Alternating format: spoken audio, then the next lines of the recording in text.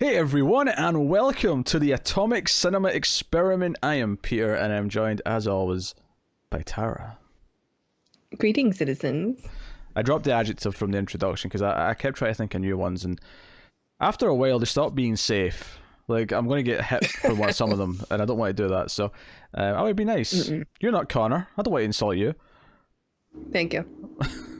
You're not Tim. I don't want to insult you. No, I'm not.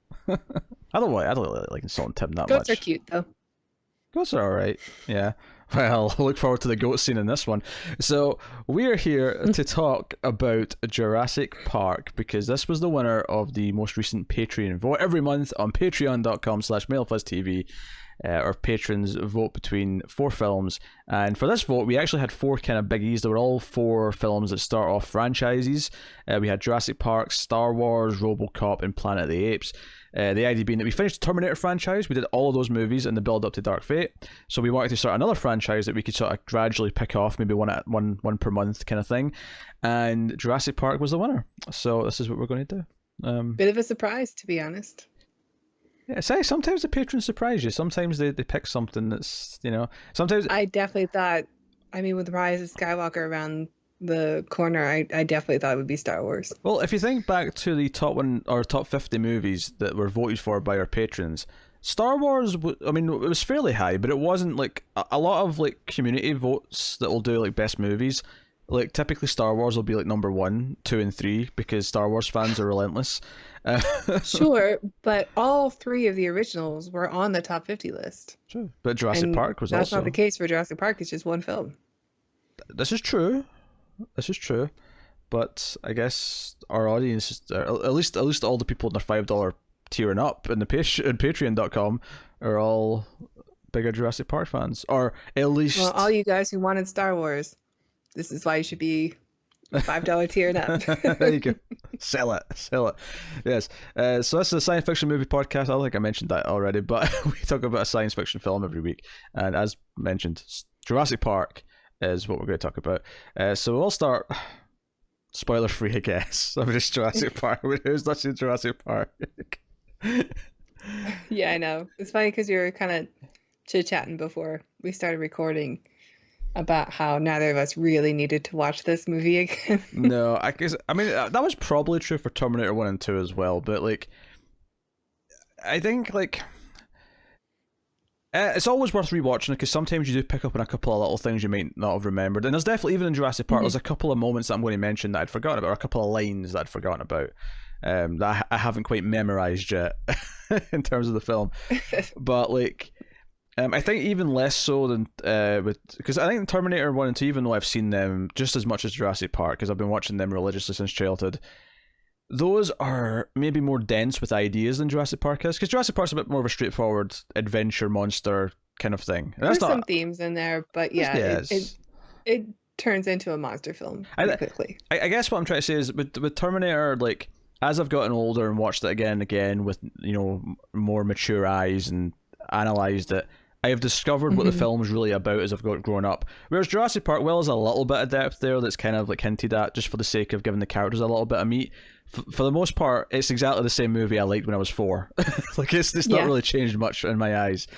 So yeah, there's that. But and I should mention, because it's relevant to what I just said there, Jurassic Park is the first movie I ever saw in a theater. 1993. I was 4 years old, and I went to see this because I like dinosaurs. And I say that as if I went on my own. My parents took me because I like dinosaurs,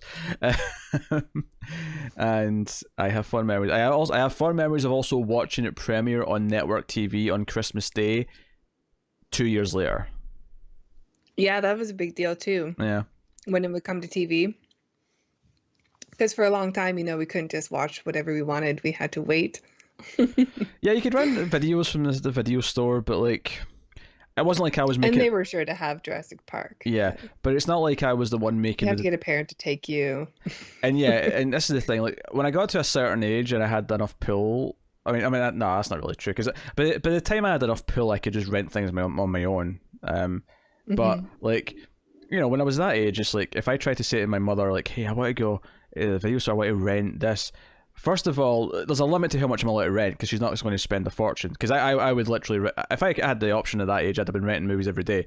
And Oh yeah, movies were my life when I was a kid. yeah, and two, if I said I wanted a movie that she knew I'd seen already, she'd be like, "Oh, piss off, you've seen it." Like that'd have been the response. Like, you're not renting something you've already seen. She doesn't get it. She just doesn't get it, no. And this is a woman who likes like 3 movies and she watches them over Yeah, and my over parents are again. the same way, or my mother's the same way too. Oh. When The Sixth Sense came out, that's the only movie that was ever on TV for like a year. I'll tell you, And then Despicable Me came out, and just the cycle continued. no, there's no new movies. I can name all the movies. She likes the Lethal Weapon series. She likes the first Die Hard. She likes Home Alone, and she loves Grease. And I think that's it. I mean, it's a solid list. But And I think a lot of those are mainly to do with an attraction to a certain age of Mel Gibson and or Bruce Yeah. Willis, if I'm honest. Which I don't like to think about because, no, my mother is completely non-sexual in any way, shape, or form. She did it once to make the best human being that was ever created, and that's the only time it ever happened, and I will not hear anything to the contrary. I was a tube baby. I was in a test tube. I was growing a lab. there was no parent The only sex. thing that makes sense in my mind. That's why my sister looks so much different from me. There's an accident. Things spilled. So, I mean, I think I'd like to share also the. I remember going to see this in the theater. I'm slightly older than you, but not by much. I was going to say it. Okay, yeah, I was still a child, and Jurassic Park. At heart. I remember going to see the theater, and it was such a life-changing experience. And when I got out of the movie, it was the movie that made me become a movie fan because I wanted to know everything about how it got made.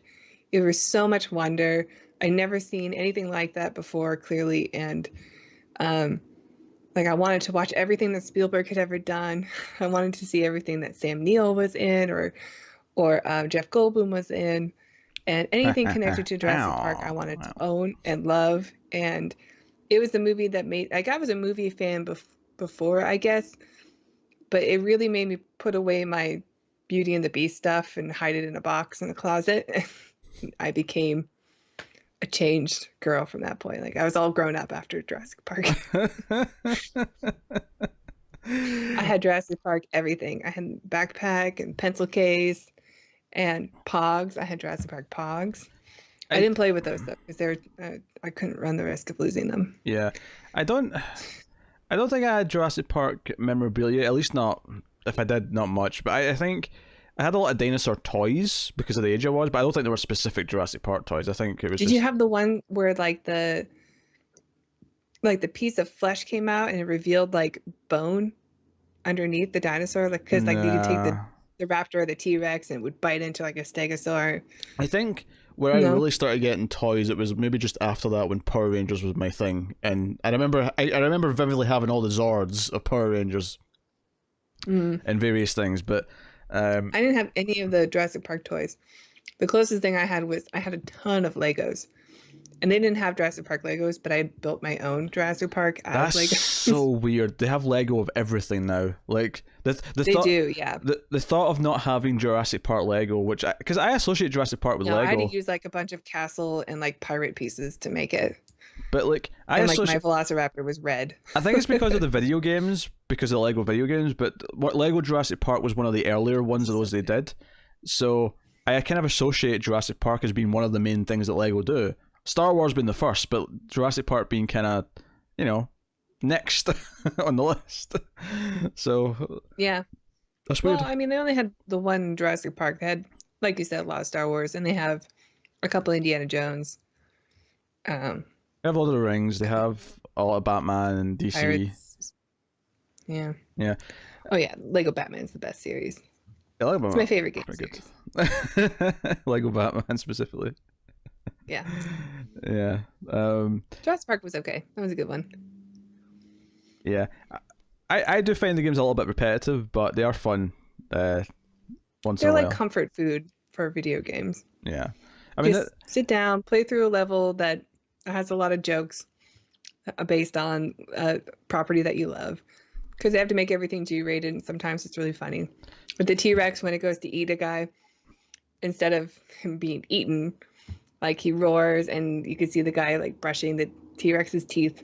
Like, oh, he's just helping him out. That's all. It's cute. Okay, that's inventive. That's an inventive way of doing it. I can get on board with that. So yeah, Jurassic Park, early part of my childhood, and one that I've seen. I've actually seen it 3 times in the theaters.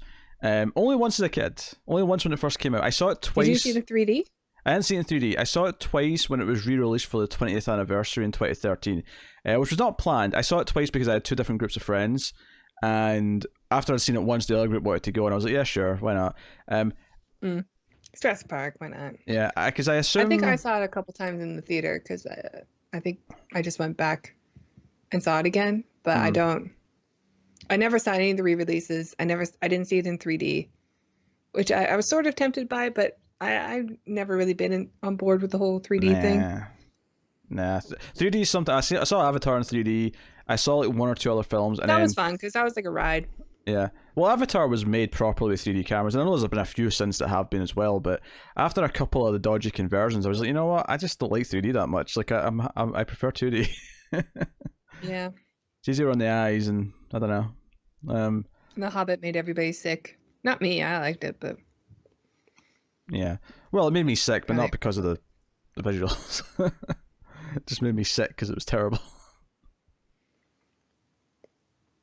Oh, come on. The Hobbit's not a good trilogy. We're not here to talk about that. I mean, I will let you fight me. I'm a Hobbit defender, but... Not the third one. Not so much the third one. The third one's definitely a mess. Yes, thank you. But it's... But when you think about like the situation, I didn't want you to. I didn't behind the scenes stuff. It's amazing the movies are as good as they are. I didn't want to have to write you off completely. Which, if you defended the third one, I am a Hobbit defender. I may have had to, but okay, fine. You're a Hobbit defender. Everyone has their flaws. RoboCop. You do love RoboCop. RoboCop's great. So see, they balance each other out. If we're going by runtime, you need at least RoboCop, Predator, and Terminator. We need a few movies to balance out versus The Hobbit. I guess if you're doing the extended editions, sure. Oh, I never saw the extended editions. The theatrical cuts were more than I ever needed of The Hobbit. I'm actually kind of surprised I saw all 3 of them, to be honest. But that's a story for another day. So, yeah, Jurassic Park. John Hammond is played by Richard Attenborough, and he has developed a park on an island near Costa Rica, where he has developed dinosaurs via DNA that's been trapped inside mosquitoes that have been trapped in amber and fossilized for millions of years. And he invites a couple of because Ellie's a different profession, actually. Now I think about it, she's a paleobotanist. There you go. She knows plants. There you go. But he invites a couple of experts because he needs to get people to sign off on the park and say that it's a good idea and safe and whatever for the investors and yada yada. Because there was an incident. Yes, it brings a lawyer who brings Jeff Goldblum's character, who's a bit more of a edgy, like, scientist. Yeah, and they come to the island to experience the sort of almost the sort of the beta run of the park, the test run, and because of some industrial espionage from Newman of Seinfeld, Wayne Knight, Newman. Although I actually, because I didn't see Seinfeld till I was older, I actually knew him more from Third Rock from the Sun first, which is also a wonderful show. Oh, Don. Yeah, well, he's much more likable than that. Don. Yeah. My favorite running gag on that show is that Sally is like so overly attracted to him, but there's that one episode where he goes on a date in like a regular like shirt, and she's just not interested at all. Not wearing the uniform. And he realizes that the only thing that works is wearing the uniform, so he just always wears his uniform now from that point on. Yeah, he never takes it off. It means I am never taking this uniform off again. So great. So good. So we got that, and one of the best TV couples, I think. Yeah, I wouldn't argue with that. I wouldn't argue with that. Yeah, good. I actually really like Dick and Suck it, Mary as Jim well. Pam. I like Dick and Pam, or Jim and Pam. Sorry. I was going to say Dick and Mary. I like Dick and Mary as well from that show, which is why I said Dick. Yeah, they are great. So we have the island set up. They all come to the island, and because of some industrial espionage, the electric fences go down, other systems go down, and chaos ensues that may or may not involve a T-Rex and a few velociraptors. And chompy, everyone has to run. Are dinosaurs. And John Williams takes us through on a magical journey with some brass and strings. Indeed, he does. Yes. I mean, Spielberg knows how to shoot Wonder, but John Williams knows how to score it. Arguably even better than Spielberg knows how to shoot it. Probably. Arguably I mean, what is he better. without John Williams? We should watch some of those scenes just in silence to see if it works. I feel like it'll be quite awkward just watching the Brachiosaurus just kind of like, you know, whoa. No, you need the brass. You need the brass going along with it. So this is an obvious question. I don't know why I'm even asking it in this one, but it's the format, damn it. Tara, do you enjoy Jurassic Park?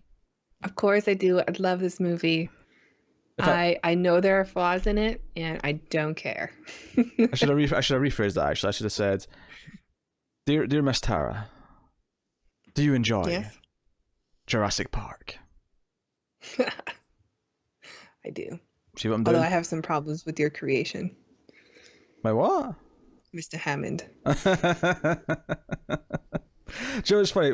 You've been joking for months and months. Ever like basically the night we started speaking to each other when we were doing Twilight Zone, you've been joking about how I sell John Hammond, and I don't think tell the Scottish people I do, or even other British people I do, but clearly it's close enough for you that it sounds like I'm John Hammond when I do John Hammond lines. Well, you also kind of look like him. I do. I'm wearing the white shirt intentionally so that I've got John Hammond's outfit on, and similar hairline, got the beard. I'm going to look like him when I'm older. There's no denying it. And that's you okay. are a young Richard Attenborough. So, yes. But as I was watching it, because you've been making those jokes, and I've been doing the "Hello, John. Hello, John." Hello. And do you know what? That's been such a thing with us, is that when that "Hello, John" moment came up during the video, I started laughing. Because that's such a thing that we've made that a thing for us. That's like a personal joke now that I couldn't help but watch that and laugh. But as I was watching it, like every so often they'd have a line. I'm like, I'm going to see if I can nail that later. I'll see if I can nail that one. I know one way around the kitchen. We've been saving that for today. I guarantee it. Oh, it's perfect. Hammond is so optimistic and happy, though. You have to work on that part. How dare you? Come on, I'll try. Oh, come on. Well, look, when you put me next to Connor, I am the optimistic and happy one. I come across as a ray of sunshine next to him. All you do is bicker about how he's not being a ray of sunshine. Firefly almost jumped on the keyboard, but I calm. I calm. Kitty faux pas. I know. So, yes. Where was I? Yes. So, as I was watching, almost everything. Obviously, there's a lot of them I remember anyway. Like, I really hate that man, or, but there was definitely, little things here or there. Because I remember making fun of you when you didn't realize he was Scottish, because he does say he's from Scotland at one point in the movie. Did you notice it this time? No. Oh my! I know every line in this film except for that. It's the same way he's with Ellie, and like. Oh yeah, when he's talking about Flea Farm. Yeah, he's eating ice cream. He says the first thing I ever did when I came down from Scotland. He says that line. Yes. So I mean, it is in there. He does say it. You're right. He does say it. Yeah. So the things I noticed, I'm going to just point out the little things I noticed that I never noticed before, is that Jeff Goldblum, Ian Malcolm, he has a very dark line that I forgot he said.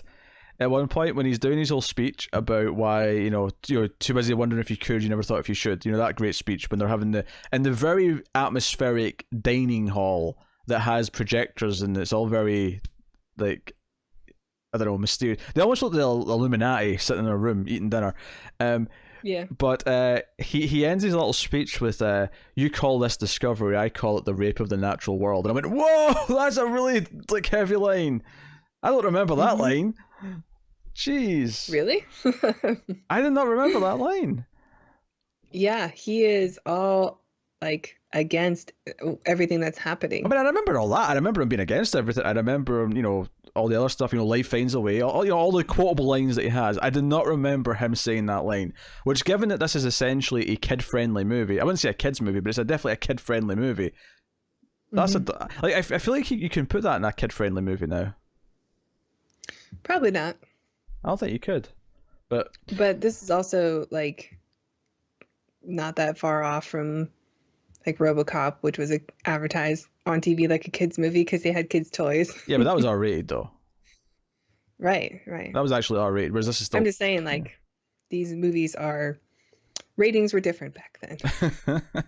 The other one is that obviously people like advertised as a kids film. Yeah, you probably can't get away with now. A lot of kids movies were dark back then, though. Do you think that Jeff Goldblum was like always this way, or like is he just playing himself, or because the reaction to Jeff Goldblum being so cool and so like mysterious and interesting and unusual that he just kind of played into it throughout his life, the rest of his life, to become more like Ian Malcolm? That's a great question, but I'm going to ignore it for a second, because the reason why I'm making a face right now, if you're not watching the video version, I've been making a face for the last 30 seconds, is because whenever we have to take like a quick break for some reason, and we come back, and whenever Tara's the one who's going to start off, because she was going to make a point, and I say, okay, you can start us off, despite the fact that she's heard me count in, like, multiple times a week for months and months and months, every single time, she doesn't wait for it, she just starts talking. So I'm just letting everyone know that you just did it again. Yes. You don't count yourself in. Yes, I do. This is my show. Oh, you're right, you were going to intro, because you were insisting this was your show. Yeah. Damn it, I forgot. You're outroing though. You're doing the whole outro. Okay. You're doing the whole thing. It's my show. I can make you do it. No, you cannot. It's your show, so you're going to do it, damn it. You're hosting. I'm the guest. The guest always does the outro. It's consistent to the rest of the show. No, you didn't answer. All right, but to answer your question... Fine. So don't answer my question. No, I'll ask you a question. I want to ask you a question. Right, it's a good question. No, I think you're right. I think he has changed because of the popularity of the presence he's had here. Because if you go back and look at The Fly, or you look at like Invasion of the Body Snatchers, or any of his earlier stuff, he doesn't come across like this at all. But the thing is that even when you watch like Independence Day, which is just a couple of years later, like... Mm-hmm. It does get... I mean, he's not playing Ian Malcolm exactly, but there's definitely a lot more Malcolmisms. Doesn't he have the "Must Go Faster" line? He does. He has that line. He has that one line, yeah. But it's not like he's... Like, I don't know, there's like a touch of Ian Malcolm forever in him after this. Like, every movie he's done since Jurassic Park has had a little bit of Ian Malcolm in it, no matter what it is. Which, I mean, I think for all the Wes Anderson movies he does, it's fine, because Wes Anderson likes quirky. So it's like everyone's quirky as shit. Who cares? Yeah, that's a good word. He's definitely quirky. Yeah, so, whatever. Quirky and cookie. He's quirky and he's spooky. He's always looking for nookie. na na na na na na na. The Goldblum family tree. Na na na na. The timing's gonna be off. Yeah, you were late. Well, on my end, you were late anyway. I don't know, but hey, but yeah, so he's great. Of course, he's great. Sam Neill's great.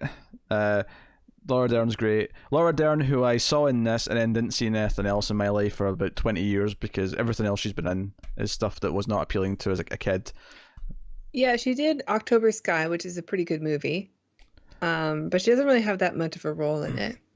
Yeah, It wasn't really until she started doing HBO shows like Enlightened and Big Little Lies that I was like, oh wow, she's great. Well, it's the David Lynch stuff was really where I saw her again later. Like, obviously she did Blue Velvet before this, and she's in the newer season of Twin Peaks in 2017. So we've had a bit of a Laura Renaissance in the last couple of years. Good.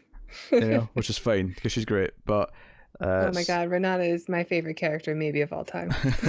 Big Little Lies being the show we're referring to right now. Yes. So she's pretty great, and she's good in this, and obviously Attenborough mentioned. Yeah, she's fine in this. A lot of the main characters, maybe it's just because they're around Jeff Goldblum, who's so like charismatic, that they do kind of feel a little, I don't know, like derpy a bit. But I love this movie, and like it's not going to impede my watching at all. Yeah, I don't know. I love Muldoon, who's played by Bob Peck. He's the hunter guy who's in charge of security, and yeah, he's fantastic. I love his character because he's very like everybody sees the dinosaurs and it looks at them in awe, and he sees them for what they are, animals that are capable of killing. And he like there's like no romanticizing of what they are in his eyes. And I think he's an awesome character because of that reason, because he's the no nonsense guy. He's the one who's like, no, these are lions, and here's the that thing. will murder you. And here's the thing. Jeff Goldblum has all the fancy lines that are quotable. I think Hammond, despite the fact they're not as flashy as Goldblum's lines, they're actually like, see when we first started joking that I sound like Hammond, I sat and did like 10 Hammond lines without thinking about it, without, like, I really hate that man. I have to get back on schedule. Hammond's probably like in the top 3 characters in the movie, but he's the P.T. Barnum, of the park. He's so energetic and optimistic and proud of what he's done and excited about the future. But what I'm saying is that he has a lot of great lines that are memorable because he's such a memorable character with all these little moments and little mannerisms and the way he says things. Yeah. And then his introduction's great too. But despite all that, despite those two characters, Muldoon has the best line in the whole film. Because no one's going to argue with me that "clever girl" is not the best line in this movie. Because it is. It's the best line. I really like "Hold On to Your Butts." Samuel L. Jackson. I probably use that line daily. Early Samuel L. Jackson line, which he did repeat in Kong Skull Island, if anyone's not seen that. Yeah. Best part of that movie. It did stick out to me. And any Mr. Robot fans watching, BD Wong's in there in a small role as well, which is cool. Do you like him? Is he good in that show? He's great in that show, and Mr. Robot is great. I don't know what he's like in anything else, but he's great in that. Well, he's in Jurassic World, and he kind of stands out as not very good. Oh yeah, he's got a small role, but I honestly I think that's because the character, like, they kind of like, obviously we'll talk about this when we get to Jurassic World, but they kind of just wrote him as an evil guy all of a sudden, as if you like, and I'm like, the character in Jurassic Park is not evil. He's a little mustache twirly, huh? Yeah, here he's just a scientist, dude. There's almost no character because he's just there to serve his role in the scene. Mm-hmm. But they could get him back, so they turned him into a villain to explain the movie. Yeah. So yeah, he's fine. He's doing what he's doing. And then Wayne Knight, of course. I was just curious because I noted in that film that like, oh, I guess he's not a very good actor, but they brought him back because he's recognizable from the first one. I didn't realize like he's in a lot of stuff still. Oh, he's so great. I was curious if he was actually good. Oh, he's great, Mr. I mean, obviously, Mr. Robot is very well directed. So, I mean, the director's a lot of the performance as well, of course. But yeah, that's true. But he's very good in that. Wayne Knight, seen great actors in horrible roles for some reason. Wayne Knight is Nedry, very good. Speaking of quotable things, I don't think there's a person on this planet over the age of 12 that I can't go. Well, no, I wasn't even going to go with it. I wasn't going to go with that. I was going to go with the Dodson. We've got Dodson here. See, nobody cares. He's so funny. I mean, he's played as the comic relief, but man, he nails it. Yeah, no, he's good. And he's the catalyst for the plot, of course, because he's the one who causes all the problems and so on. So, no, we got a good cast. You got Spielberg, and you have... The kids are pretty good, too. They're not annoying. No, the kids are good, and the kids are kind of the Spielberg, like he knows how to direct kids. They're the heart of the film. They kind of are the central arc because the main arc of this film, if there is one, there's kind of two actually. Because one of Hammond, of course, coming to accept that the park shouldn't exist is obviously one arc, but I think the most You can't central play God. the most central, even though that one sounds more important, I think the more central one is actually Grant's, which Jurassic Park 3 ruins, and we'll talk about that in Jurassic Park 3, but is that he hates kids, but over the course of the film he kind of becomes a father figure and protects them. That's the main central heart of the movie. And Jurassic Park 3 just kind of like waves its hand at it and goes, nah, he still hates kids, so they split up. They just kind of. But look, dinosaurs, and you're like, okay. And I won't spoil my opinion on Jurassic Park 3. I will say that, clearly the reason for that is because, for whatever reason, Laura Dern, okay, she agreed to come back for one scene, but that was it. She didn't want to be back for any more than that, and that's why they probably wrote that way. Because they only had her for one scene. She's coming back for Jurassic World 3 though. We're getting all three of the main cast. Really? Yeah, Sam Neill, Laura Dern, and Goldblum are all back for Jurassic World, whatever the next one's called. I don't know. Are they going to be dinosaur human hybrids? I don't know. Their DNA has been mixed with dino DNA. Dino DNA. Baby dinosaur. Just like a dinosaur. It's like a dinosaur egg. Oh, Mr. DNA, I love it. Hello, John. Hello, John. Hello, John. Hello, John. Oh, I've got a few lines. Talk about the special effects in the film. Oh yeah, I'll do a Hammond quote to sort of set us into this part. It's kind of a ride. Perfect. Now, visual effects are obviously revolutionary for the time. I will say, like, the CG has dated, right? But what makes them hold up in this movie is that whenever it's a practical Stan Winston effect, which, by the way, Stan Winston also designed the Terminator and the Predator. He is a legend. And a god. I think what's great about Stan Winston is that he did Jurassic Park, he did all the practical dinosaur stuff, and the practical T-Rex head that's in a bunch of scenes, or the practical Triceratops that's like ill, all that stuff looks amazing. And this is not even like in his top like 2 movies, like in terms of his work. This is like at least number 3. Because the Terminator is the best thing he's ever done. Alien Queen? Yeah, he did Alien, so he did Alien Queen. That was him. Alien Queen might be number 1 on my designs. That's fair. I think I'd put Terminator. I think the endoskeleton and all those stuff. I think Terminator as a whole is number 1 for me. Then probably Aliens. Then probably Predator. And then Jurassic Park. Jurassic Park's number 4. That would be his work. I love that Alien Queen. That's great. Yeah. With the big sack behind her that's laying all the eggs. And the ovipositor or whatever. But again, looking at the movie as a whole, he also I'm sure he must have also done the power loader and like stuff like that. I think that was also him. So, talk about iconic moments in cinema and stuff. So yeah, the king. No, the practical effects are great, and you can tell the difference. The CG has. I mean, I think the CG, if I was to describe it when it pops up, is I remember how it looked when I was a kid, and I can see the difference now. But I would describe it as kind of blurry, basically. A little bit, yeah. There's some detail that is definitely lost, which probably made a difference when you were watching it projected on a screen. That's not a digital projection. Versus now with like the 4K and quality, and I definitely noticed it more so than I remember. I remember it being a lot more seamless. I mean, there still are some parts that hold up against anything today, CG wise. But yeah, some of the like Brachiosaurus scenes are not as detailed as I remembered, or even some of the movement of the Velociraptors caught me off guard a bit. Yeah, it's a little bit blurry. You can kind of see the difference, but I'm going to blow your mind here because I learned something just earlier this year. There's something in this movie that's actually CG that I didn't know was CG, which, given the fact that this movie was made in 1993, is extremely impressive. What is it? So, big scene with the T-Rex, when the kids are in the car and the car's upside down, and Alan's trying to distract it. That entire car they're in is CG. Really?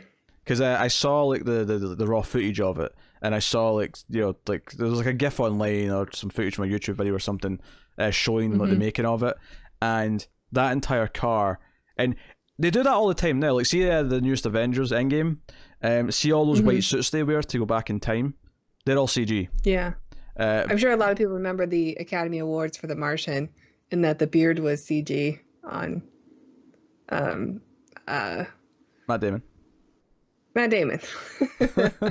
On Matt Damon at the end of the film. It was just one of those things like, oh, we didn't even realize that you would do that. Yeah. Why wouldn't you just grow a beard? But yeah. Don't get me wrong, I kind of hate like the reason for the Avengers thing. It was like, oh, well, we didn't want to pick what it looked like yet, so we'll just do it later. I was like, no, I hate that. No, make your goddamn choice and shoot a film, damn it. But I mean, the white suits look good. It did. No, I mean, it was seamless. I didn't notice, so fair play. There's definitely like, because there's some CG that's so noticeable. I think the Iron Man suit varies wildly depending movie to movie. I think it looked worse the more it went on for some reason, bizarrely. I thought the last couple of Avengers movies, it looked the worst it had ever done. But yet then you have those white suits that no one even knew were CG. I assumed they were just wearing an outfit. So why wouldn't you assume that? Yeah. Yeah. So it's almost like they prioritize it because they know it'll look really bad if those don't look good. If they don't look seamless. Are you curious about what Jurassic Park would look like if they stuck with the stop motion? Oh yeah, I'd love to see it. Me too. And if I remember, I like stop motion. I like it as well. It's got it's sort of like, it's like being back in the 50s or 60s and watching a film. It's got like a what's the word I'm looking for? Kitsch. What's the word I'm looking for? Mm-hmm. Yeah. It's got that kind of feel to it. There's actually a line, if I remember the making of documentaries and stuff from the DVD and Blu-ray. I believe the line that Jeff Goldblum has when they're going up the stairs, where someone asks like Grant, like, what do you think? And he's like, I think we're at the job. And Goldblum says, I think you mean extinct.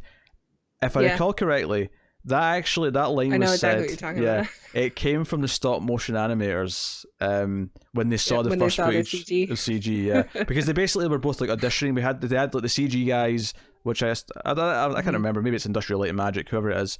Did like a test bit of footage with the T-Rex, and the stop motion guys did a test bit of footage of their T-Rex, and they saw the CG and went, I think we're at the job, and someone said, I think you mean extinct. And they gave that line to Jeff Goldblum. That's really just a fun bit of trivia, but yeah, I like it a lot. So let's just go through it then. That's why dilly dally anymore, because you're right, we can do it. Opening, you got the Velociraptor being transported. This is classic because this scene feels like something that could have been shot 30-40 years before this, because this is how you'd have done it a long time ago. You'd have like one bit of prop, you'd have a good eye, you'd shoot just the eye through the little slit, and it almost like lulls audiences into thinking, oh, this is the best it's going to get. They don't have good dinosaurs to show us. I mean, assuming they hadn't seen the trailer, obviously, but like you know. Yeah, but you're trying so hard, like you're squinting at the screen, like, can I see it? Can I see it? Yeah. What's there? And that's the whole point. And it sets up this idea that someone did get killed by a Velociraptor, and we see them all down, and he's like, and I love like, shoot her. Shoot her. I love it. And it's just this kind of dark opening, and then we go to the lawyer who meets. Yeah, and we see that the Velociraptors are smart. Yeah, which is kind of the point, because there's that great moment where it's a close up of his eye, and then it's a close up of Muldoon's eye. Like there's a moment of like recognition between them. Like the Velociraptor knows it's taking someone from him. It's really good. Are we into spoilers? Are we doing spoiler section? You know what? You're right. Yeah, we're doing full spoilers, which means I will take this time to thank our Patreon producers. Thank you to David Short, Alison M. Fordis, Cindy Palacios, Tyler Hess, and Talking Superman. They're Patreon producers, which means they're at least $20 or more on the Patreon tiers. So, by all means, thank you to them. And Tara will tell you more about Patreon right now. You can check out our Patreon page, and support Mild Fuzz by going to patreon.com/MildFuzzTV. And donations as low as $1 per month will get you bonus episodes of The Ace. We have quite a few movies you can pick from now, and we're getting into the Trancers saga, so you can follow along with that, or maybe you're already a fan. Find out if we are. So yeah, check it out. Yes, the saga of Jack Death, the cop from the future. Amazing. But yeah, so full spoilers for Jurassic Park, just in case anyone needs the warning. So then we meet the lawyer character who goes to see like one of the diggers who's digging up the. They're in Mexico. Yes. Yeah. Wasn't it actually watching this scene again? I was actually thinking that It's not there's anything wrong with the scene, but I was thinking as I was watching it that you could probably just cut this scene out, and it wouldn't affect the movie at all. Yeah, it's still building up, like,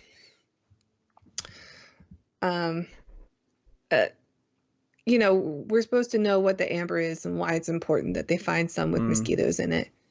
And it is kind of a fun scene, though. Like, I like Gennaro on the raft where he clearly does not belong in this world. Oh yeah, he feels uncomfortable. Which I guess if I was going to justify it, to go back in what I just said, given what you just brought up there, is I guess the visual of him in his suit and his briefcase on this little raft. Yeah, he's always hitting his head, looking, and he doesn't belong. Looking like he doesn't belong. I guess that's setting up the theme of the movie, which is man going into where he doesn't belong and meddling with things he shouldn't be. I guess that if we're arguing for it, then yeah, that's the point of the scene. Okay. And they're also bringing up what just happened at the park because he's the lawyer and he's like, we're going to go get some people because of the situation. So it's setting up what's coming next. Yeah. And then we meet Alan Grant. We get the great shot of the dinosaur bones, and the dusting and all the close-ups of the brushes and all the rest of it. And we get Alan Grant's big introduction where he's just, he's looking at this Velociraptor. They've got this ancient 1993 computer, and don't worry, I'll be talking about the technology of the time later with a couple of other key scenes. And this kid is like, by the way, this kid, right? I don't know if you know this, but he's like 55 now. He is like, oh, it's like a giant turkey. It's not very. So we get this 6 foot turkey. We get this great scene of Grant with no tact whatsoever, going up and saying and describing how a velociraptor would gut him and kill him brutally. The point is, you are alive when they start to eat. I love it. And Ellie's giving him shit for being like mean. He's like, you could have just pointed a gun at him if you wanted to scare him. One of the worst things about like actually taking a course in school about dinosaurs is that you find out that this kid was kind of right because they have feathers and they really are a lot like 6 foot turkeys. To be fair, I don't believe they knew about the feathers when Jurassic Park was made. I believe that was no, and the DNA is mixed with amphibian DNA, which don't have feathers. So maybe it's just the mutation of that. That's what my headcanon is. Yeah, no, don't get me wrong. We did know at the time that velociraptors were much smaller. They did cheat. Yes. There. This is something else, like a. It starts with a D. Like I don't know. It's something else that starts with a D, and it's a bigger version of the bird of prey species, but it doesn't have the cool name. Yeah, Velociraptor sounds cool. Well, it's the same in the movie. Like all the dinosaurs come from different periods. They're probably about the size of a wild turkey. Yeah. So in real life. But why pick Jurassic instead of Cretaceous or whatever? Because Jurassic just sounds the best. It sounds the best as a title. Yeah. It's that simple. When I was in first grade, we had to write a book, and I wrote a book called Jurassic Island. It had nothing to do with the movie, I swear. It definitely wasn't plagiarized. All my original ideas. Yeah, I don't think they were looking for originality when you were writing a book in first grade. Yeah, it doesn't have as cool of a sound as Jurassic Park, but Jurassic Island was a hit in my family. Also, you say a book. This could have been more than a few pages. What are we talking about? Yeah, it was mostly illustrations. My first about book. A park with dinosaurs. So, so Red's just Al, and it sets up this idea isn't like kids, and him and Ellie are a couple. And we get the John Hammond entrance, the helicopter's there, it's blowing dust everywhere. And again, it's this, because one of the big things that's brought up throughout the course of the film is Malcolm, because as much as Malcolm's a bit of a sleaze, right, because he is, right, early on, he's a sleaze with a heart of gold, because once he realises that Ellie's not single, he does kind of apologise, and he's obviously, he cares about the kids in the way the lawyer doesn't, and we'll get into all that. But, well, I forgot what my point was going to be when I started that. I got too busy describing Malcolm. Jeff Goldblum has that effect on me too. Yeah. I totally get it. One of the things that he says all through the film though is the lack of disrespect for nature and the humility that's not on display, right? He says that at one point. This kind of, again, visually shows that at the start of the movie, because the helicopter just starts blowing the sand and the dust and whatever around the bones, and it's ruining the dig site, and they're having to cover it. This is, even though Hammond's a really likable guy and he's really nice to them, there is a lack of respect for this compared to what he's doing, you know? Right. It's just a simple little thing. And it's not, he's not intentionally trying to be a dick, because he's not, but he's still there, it's still happening. But, and it's his fault. So, you know, it's just setting these things up, these themes. It's been weaved in the story. Very good. What he has is much bigger and greater than anything that they can discover. So I think he probably already sees the site as obsolete anyway. Yeah, I mean, when he funds your dig for a further 3 years. I mean, he could have said 50 years and it wouldn't have mattered at that point. He'd probably still pay it, because he's got an island and he's built a dinosaur park. He's freaking rich. He can afford to just pay them for 50 years if he wants. But yeah, he's like, he's like, I've got an island off the coast of Costa Rica.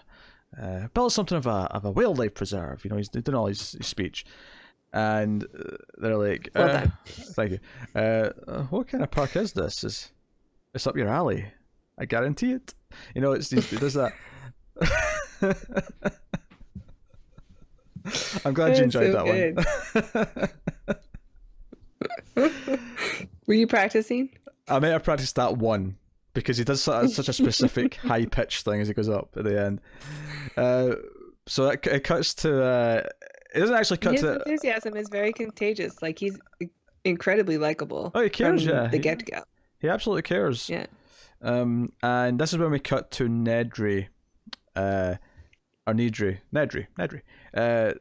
and Dodson. And Dodson's like such a small character, but I just remember his name because of the Dodson. We got Dodson here. For some reason, one of my favorite little touches in this, because the whole point of this scene is that he's showing him this, you know, shaving foam can that's going to smuggle the embryos out of the park, right? And I love how much Wayne Knight's giggling as he's been told this plan. It's delightful. He has a shriek that they should have used it as one of the dinosaur shrieks. It's so good. I love that when the bill comes, the check comes for the food. He's been having a lot of food because he's a big fat man, of course, right? And he just looks at Dodson. He's like, "Don't get cheap on me, Dodson." He's just been given a case full of money. I know. Pay for my lunch. But my favorite part of all this is that there's like a trolley of like desserts going past, and he's got the shaving foam in his hand because he tested it. He turns around and just puts shaving foam in a cake. He just wipes it on a cake. Yeah. It's great. He's such a dick. Oh yeah, he's delightfully a dick. Oh dear. In fact, later on, Hammond gives him shit for it. He's like, I don't blame people for their mistakes, but I do expect them to pay for them. You know, he gets all very stern with them. But yeah, so he's disgruntled. And do you know what I like about this whole plot thing is that on the surface, all it really is an excuse for everything to go wrong to start the main plot of the movie, right? But I do actually like that. Yeah, this makes sense. If one company did this, I bet you there'd be some industrial espionage trying to like steal it from them. Like they just brought dinosaurs back to life. Like everyone wants this. You kidding? Yeah, definitely. I mean, it sounds like there are other companies that have been doing this, trying to do the same thing, and Nedry is saying this will save you 10 years. Yeah, no, which is a lot of money. 10 years is a lot of money to save. Worth the bag that they just gave him, full of cash, which I presume is probably half of what he's getting, just because to make sure he goes through with it, because otherwise he could just run. I got my money. Jerry will. That's what he says. You'll get more on delivery. Yeah, because I was just like, Jerry will never, have a nicer apartment than me now, and get away from him now. Seinfeld reference. So, and then we have one of the things I talked about a lot in the Terminator was how the Terminator theme was one of the first pieces of movie music that I became obsessed with. The other one that I became really into early on is when we cut to the helicopter going to the island. Now, it's not right away because they're having a conversation for a while first, but see when the brass comes in, dun, dun, dun, dun, yeah, dun, dun, dun, dun, dun, dun, dun, dun, dun, dun. Yeah, that was a big one for I me would as have a done kid. that with you, but our timing's off, Yeah, no, I understand. as demonstrated by the Addams Family tune. Joe is also off in this scene. Just a minor quibble here with something. Hmm. Is the cameraman who does the pan as the helicopter's going round the corner. He's a terrible cameraman. He can't keep up with the helicopter. It's timed awfully. Oh, really? Yeah. It's one of those things that once someone's pointed out to you, it kind of goes out of frame and comes back in because the cameraman doesn't do it properly. At least it's someone who's tried to pan with things, and it can be tough, but like, this is a professional cameraman working with Steven Spielberg. He should be doing a better job, damn it. Do take two. Get the helicopter back in the air. Maybe they couldn't.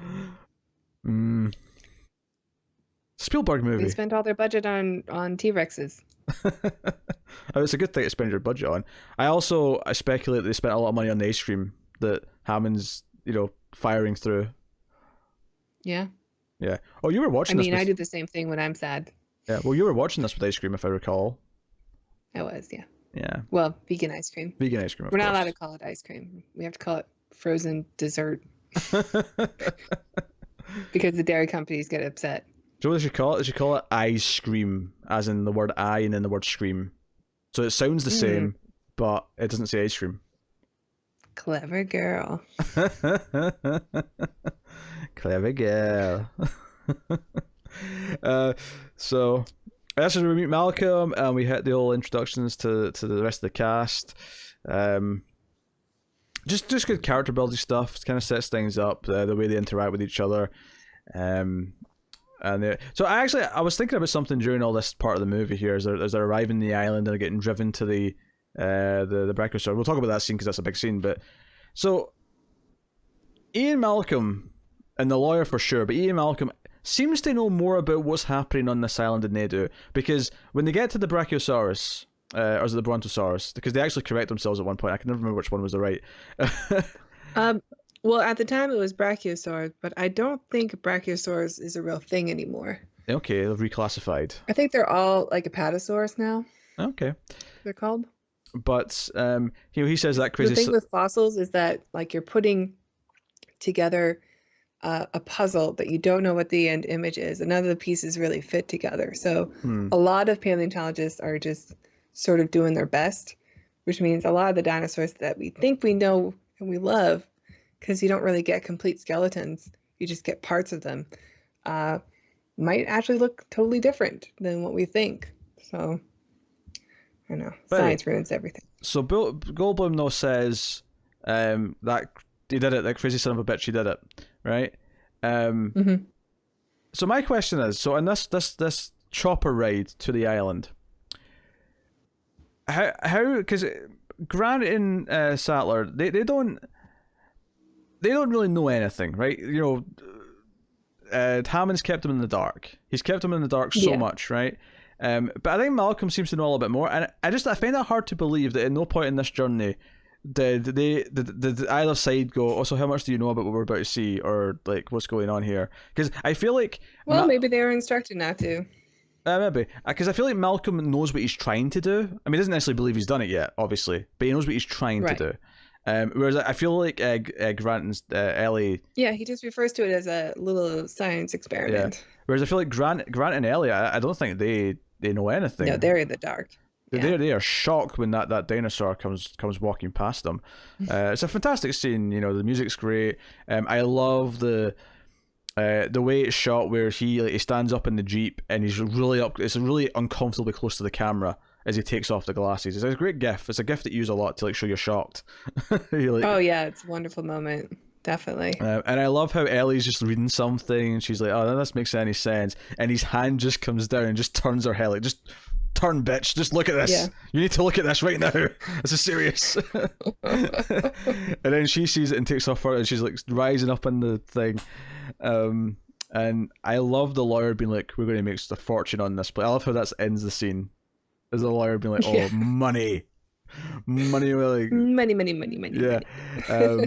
But no, so many great really moments. Great. I think it's a great choice to use that type of dinosaur too, that Brontosaurus type, because like that's always the good dinosaur that you see in other films before this. Like in Fantasia has that dinosaur segment that's really, I think, pretty good.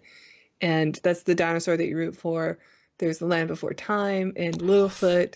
You Yeah. know, this is the most gentle giant of the Well, yeah, dinosaurs that we think that's the of. beauty of it, is that it's not just that it's one that you associate with being good, is that it's also visually very big and impressive at the same time. But it's not as exciting as the T-Rex. Because let's be honest, T-Rex is the king, right? T-Rex is the one that you think of as Yeah. the main dinosaur. He's the be-all, end-all of Yeah. dinosaurs. Which is why I love this scene so much, because they're in shock, and Alan like collapses because he's in so much shock. He's like, they move in herds. They do move in herds, right?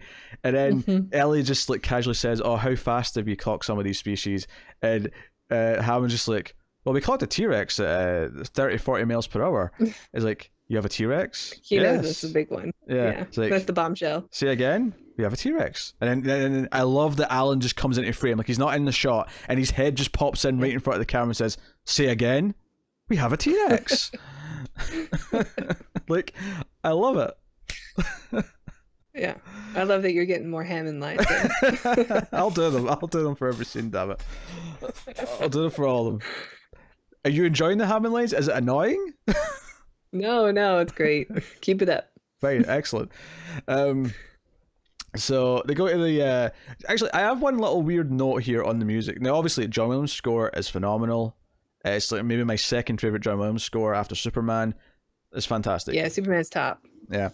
But I will say, I do find the odd of track a little bit weird immediately following this scene when they're driving to the the center building. It turns into like a sort of, I don't want to say dark, but it's like dun dun dun dun dun. It's like, I don't know, the tone like completely changes, and I'm like, I don't know if this fits the like post that other scene, which was so magical and wonderful, and like dinosaurs are back, like. Yeah, now it's kind of like a marching theme. Yeah, like, it was. Dun-dun-dun. Yeah, that was weird. I mean, the music's fine on its own, but it feels like it's weird to put right after that scene.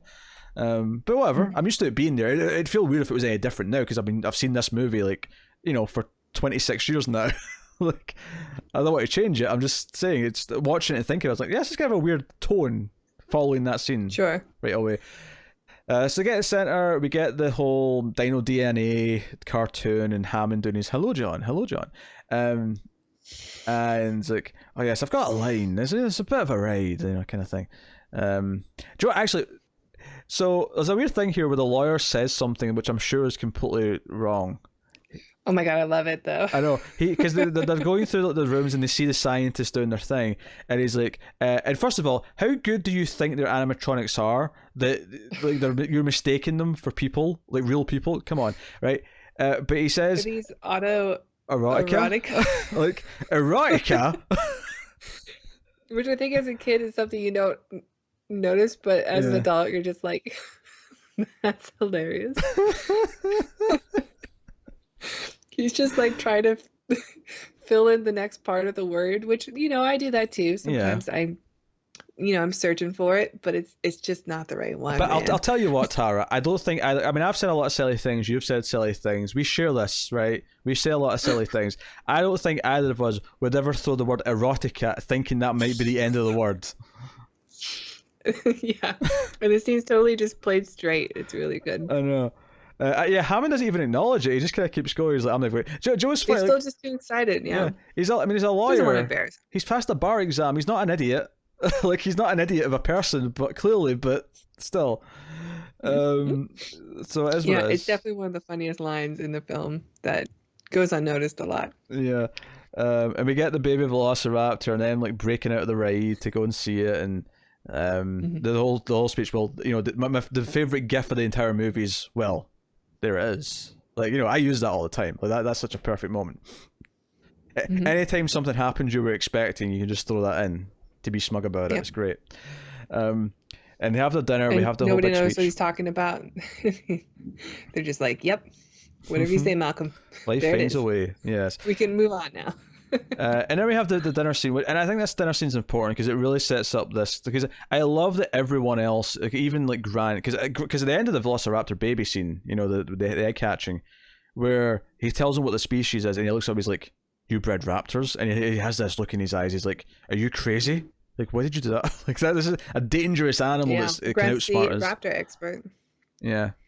I had a question though, and maybe there's a reason for this. That real, archaeologists and paleontologists and people who do this kind of thing will have, but is there any way to tell from like skeletons like how smart a creature was? Like, I mean, I imagine by the size. I think brain size means something. Just the size. Okay, fair enough.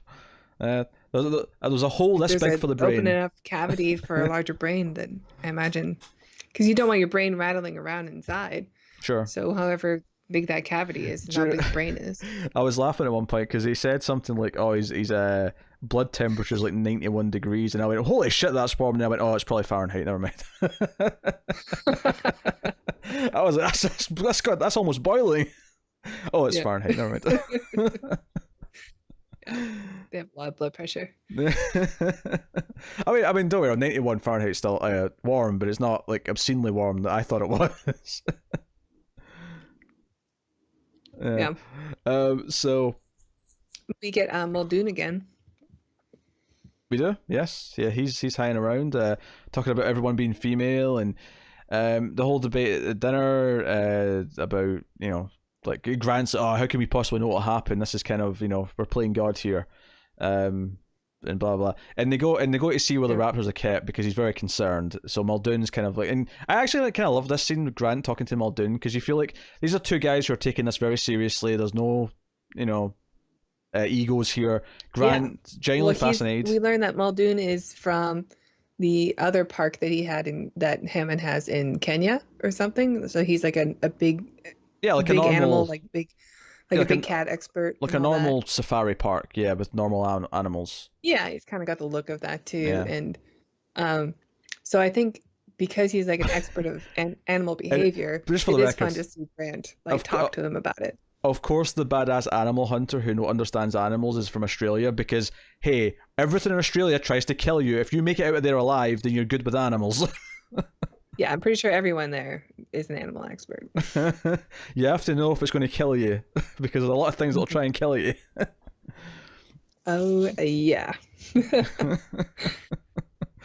So, no, I genuinely find this fascinating, this scene where they're just sort of talking.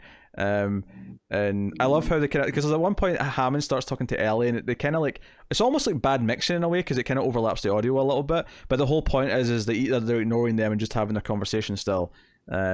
And you get to hear about how smart the raptors are, how the leader like killed like 6 other raptors and just left 2 of the other ones alive, and that's our pack, and like the whole thing. So it's really good stuff. But then ultimately, we actually might have done this before, listen, I can't remember, but like we introduced the kids. We introduced to the kids, who came in and like, Grandpa, and like easy on the old man. And they're going out and their cars on the tracks, and you know Samuel L. Jackson's gearing up in the command center, and everyone's ready to go. So let's talk about interactive CD-ROMs for a minute. Let's talk about Lex, the girl, who's like, it's a CD-ROM, and she's all excited, and she's touching the screen, and later on she's like, I'm a hacker, I like to be called a hacker, and then it becomes very relevant later on because you can work with computers a little bit, which, by the way, no filing system, especially in 1993, had a virtual grid that the camera kind of flew over inside the computer. There's definitely some liberties taken here. Yes. Here's the thing with Lex, though. Have you ever read the book? I have not, no. I've read it.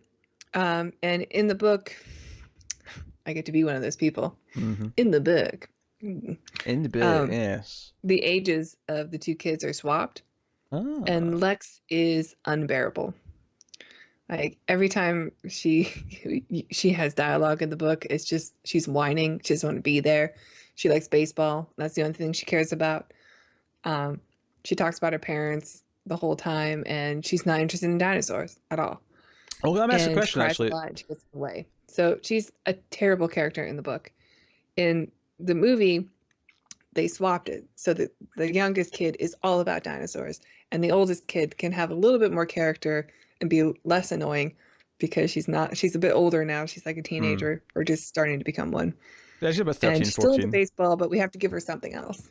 So we give her this other thing, which just kind of seems out of the blue. Like, I don't buy that she's a hacker, better at computer systems than Arnold is. I want to ask a question, actually, because in the book, is it confirmed that their parents had a divorce? Is that something that's in the book? Uh, I think it's implied. I don't know if it's confirmed. Right, because that's one of the big things in the movie that sort of there subtly is they have like these issues because their parents split up and their dad abandoned them. That sort of informs how they feel when the lawyer abandons them. And there's literally a moment where it cuts to Lex and he goes, "He left us." And it sounds like a kid talking about her dad. Like it hits home. And then Alan becomes this kind of surrogate father over the course of the movie. Like that's kind of the heart of it. Right. I think that's also why they're at the park, is because the parents are taking care of some things. It's actually one of the things I liked a lot in Jurassic World at the start is that the two kids going, it establishes by the end, just before they leave, that the parents are splitting up. And I thought, oh, that's a nice callback to something that we all speculated about Jurassic Park, but it was never mentioned. So I don't like that. I like that as a touch. So they go in the park, and I love that there's a King Kong reference because the door. And I never got this when I was a kid because I'd never seen King Kong at the time. It wasn't until I was. Oh, really? I was like in my late teens at least by the time I saw King Kong. I had seen the 70s one. Yeah, so a few times. It makes sense that you're making the first like big dinosaur movie that's like a AAA Hollywood movie to reference the original AAA Hollywood monster movie, which is King Kong. It just makes sense. So neat thing. They have no shows. They're kind of pissed because nothing's showing up, and then but let's be honest though, the Triceratops scene's actually really nice and really soothing. I love Alan on the belly going up and down. Again, great practical effect. It is. Yeah, it's nice that we get to see another dinosaur so close up. Mm-hmm. And it is all practical. Yeah, it looks real. It looks great. You got mucus on the tongue, the eyes moving and watering, and like all this stuff, and then we get the big pail of shit joke, of course, which is good. Imagine that's a big problem for a park with such big creatures in it. Yeah, I can't even imagine. Yeah. I mean, the shit was literally a pyramid. It was like a pyramid of shit. Huge. Just think we were all very impressed. Yeah, just think of the fertilization of this like mound. Or is it too overpowering? Is the ground just like is it like radiated now? The ground just can't grow anything because there's just too much fertilization. The shit just killed it. Yeah, and they get a lot of storms, so that's all going to wash away if you don't take care of it and get into your drinking water. Yeah, so what you're saying is there's a shit cleaning crew that just goes out in a truck and just shovels the shit. Definitely a shit cleaning crew. Dig yourself out of the shit today with your golden shovel, only $29.95. That's a reference to Twin Peaks. I'm sorry, Tara. I know you don't get it, but like I had to mention. No. Shovel yourself out of the shit was a big thing in the last season of Twin Peaks. Sounds great. It is great. Don't you dare. So Ellie sticks with them. This is after the flirtation, of course, with Malcolm. Guesses all those moments. And we've had slightly set up that there's a storm coming. Yes, because we cut back. I mean, I'm kind of like just going through roughly now because we go back and forth with the command center who set up the storm, and Nedry's like setting up for his little heist. So he's like saying, "Oh, the systems might go down a little bit," and so on. Yeah. Well, the point is he's being rushed. He's on a time crunch now. Yes. To get this done. Yes, I always remember him clicking the mouse with the one finger as he starts his watch timer with the other hand. Because I always thought it was a weird visual of him clicking the mouse like that when I was a kid. Yeah. But it's like with the ring finger. Yeah. Really cool. So I'm going to open the door for Kat. So you can start talking about Lex being terrified when she realizes what the goat's out there for, because that's what comes next. Right, because we've had a dud of a tour so far. There's been no dinosaurs, and then we get to the Tyrannosaur paddock, the big one, the one that we all want to see, including the characters on screen. And in order to lure the dinosaur out, a goat comes out of the ground, and Lex, who's a vegetarian, respect, is quite upset that she's going to watch the circle of life here. And I love, again, going back to the idea that the lawyer represents the shitty dad who's going to leave them. He just dismisses it by saying, "What, you never had lamb chops, kid?" Like that's his response. He doesn't know how to talk to children. No. Oh my god. Do you ever watch Saturday Night Live? I have. Well, I see the odd clip on YouTube, but not properly. There's one with Kristen Stewart last week that was Rosetta Stone. You know those programs you could buy to help you learn language. There was a really great one. It was Rosetta Stone to teach you how to talk to children because she's so awkward around them. It's like, so do you wear clothes or? I could so relate. I need that so bad. I mean, anyway, tangent. Hell, it takes us back to the one thing we kind of glossed over is when they're getting in the cars. Little Timmy's following Alan around, and Alan's just trying to get away from him, and it's kind of great. Yeah, because Alan's like a hero in his eyes. Yeah, he read his book. He's like, you really think they all turned into birds? Like, he's asking all these questions. He's all excited. It's kind of sweet, and it again it sets up part of the arc of the movie. Mm-hmm. As my cat awkwardly tries to lie in my lap, it's not really in a good position for lying on, but you'll persevere, won't you, Garrus? So, we're at the Tyrannosaurus paddock, and because they go past that, and that's when they get to the Triceratops actually, and then they come back through it when they're because they have to call it off. They have to okay, the storm's coming, we have to come back, and that's why they end up trapped in the Tyrannosaurus paddock because that's when the power all goes off and all the systems shut down and so on and so on. So and the goat's still there. And the goat's still there for now.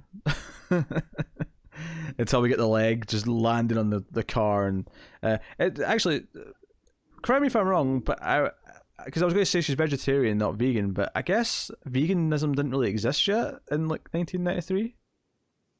I mean, I guess no, I mean, there's still vegans. I have family members who have been vegan since. But like, they didn't have a name 60s. for it though, right? There wasn't like a name for it then. I don't know. Probably.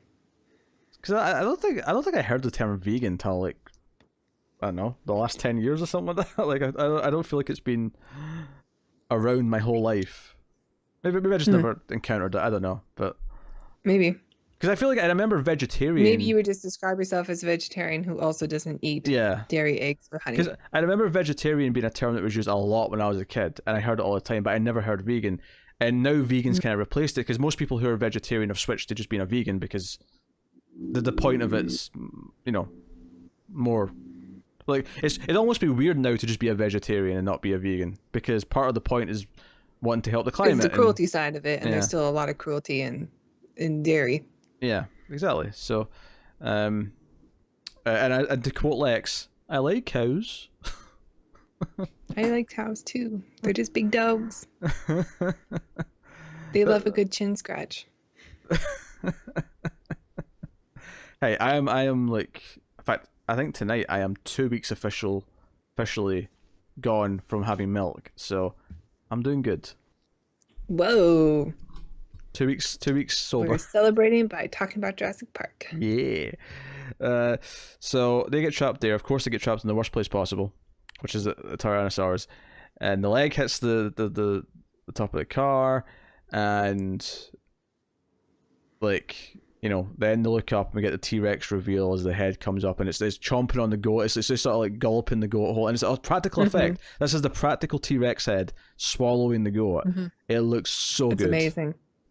It looks just like looks over at them and is making this like purr sound, but like this malicious purr. Yeah, Like, that was delicious, and you're next. It's amazing just how good this practical effect holds up. Like, it's been 26 years, and it looks just as good, this shot. Definitely. As it did in 1993. And that's amazing. Obviously, we have to talk about the cup. We have to talk about the water. And just how iconic that visual is, the ripples. The stomping. Even though it creates a plot hole later in the movie, but we'll get to that when we get to it. So the stomping, yes.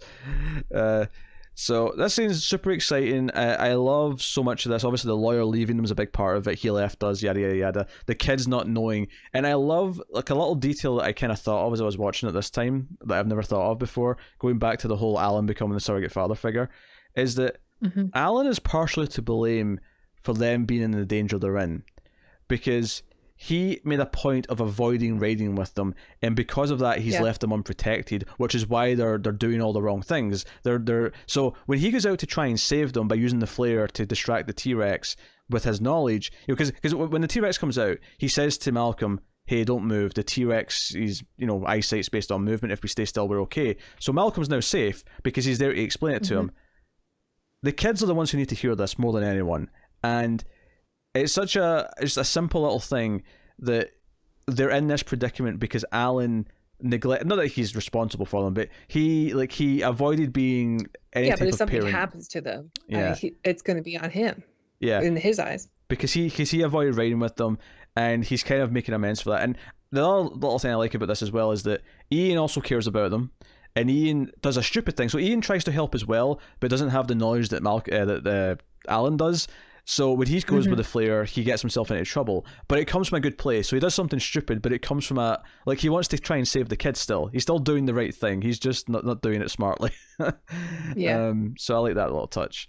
So like I say, as the car's spinning And around... if he just let the T-Rex go chase the original flare, the T-Rex would have fallen off the cliff and all our problems would have been over. Oh, we'll get to that in a second. So the car's spinning around and it's all CG, I mean, there was a bit of a structure to be on top of them, but they all look, the paint and it's all CG, which is so impressive to me because it looks like it's there, which for 1993 CG is insanely good.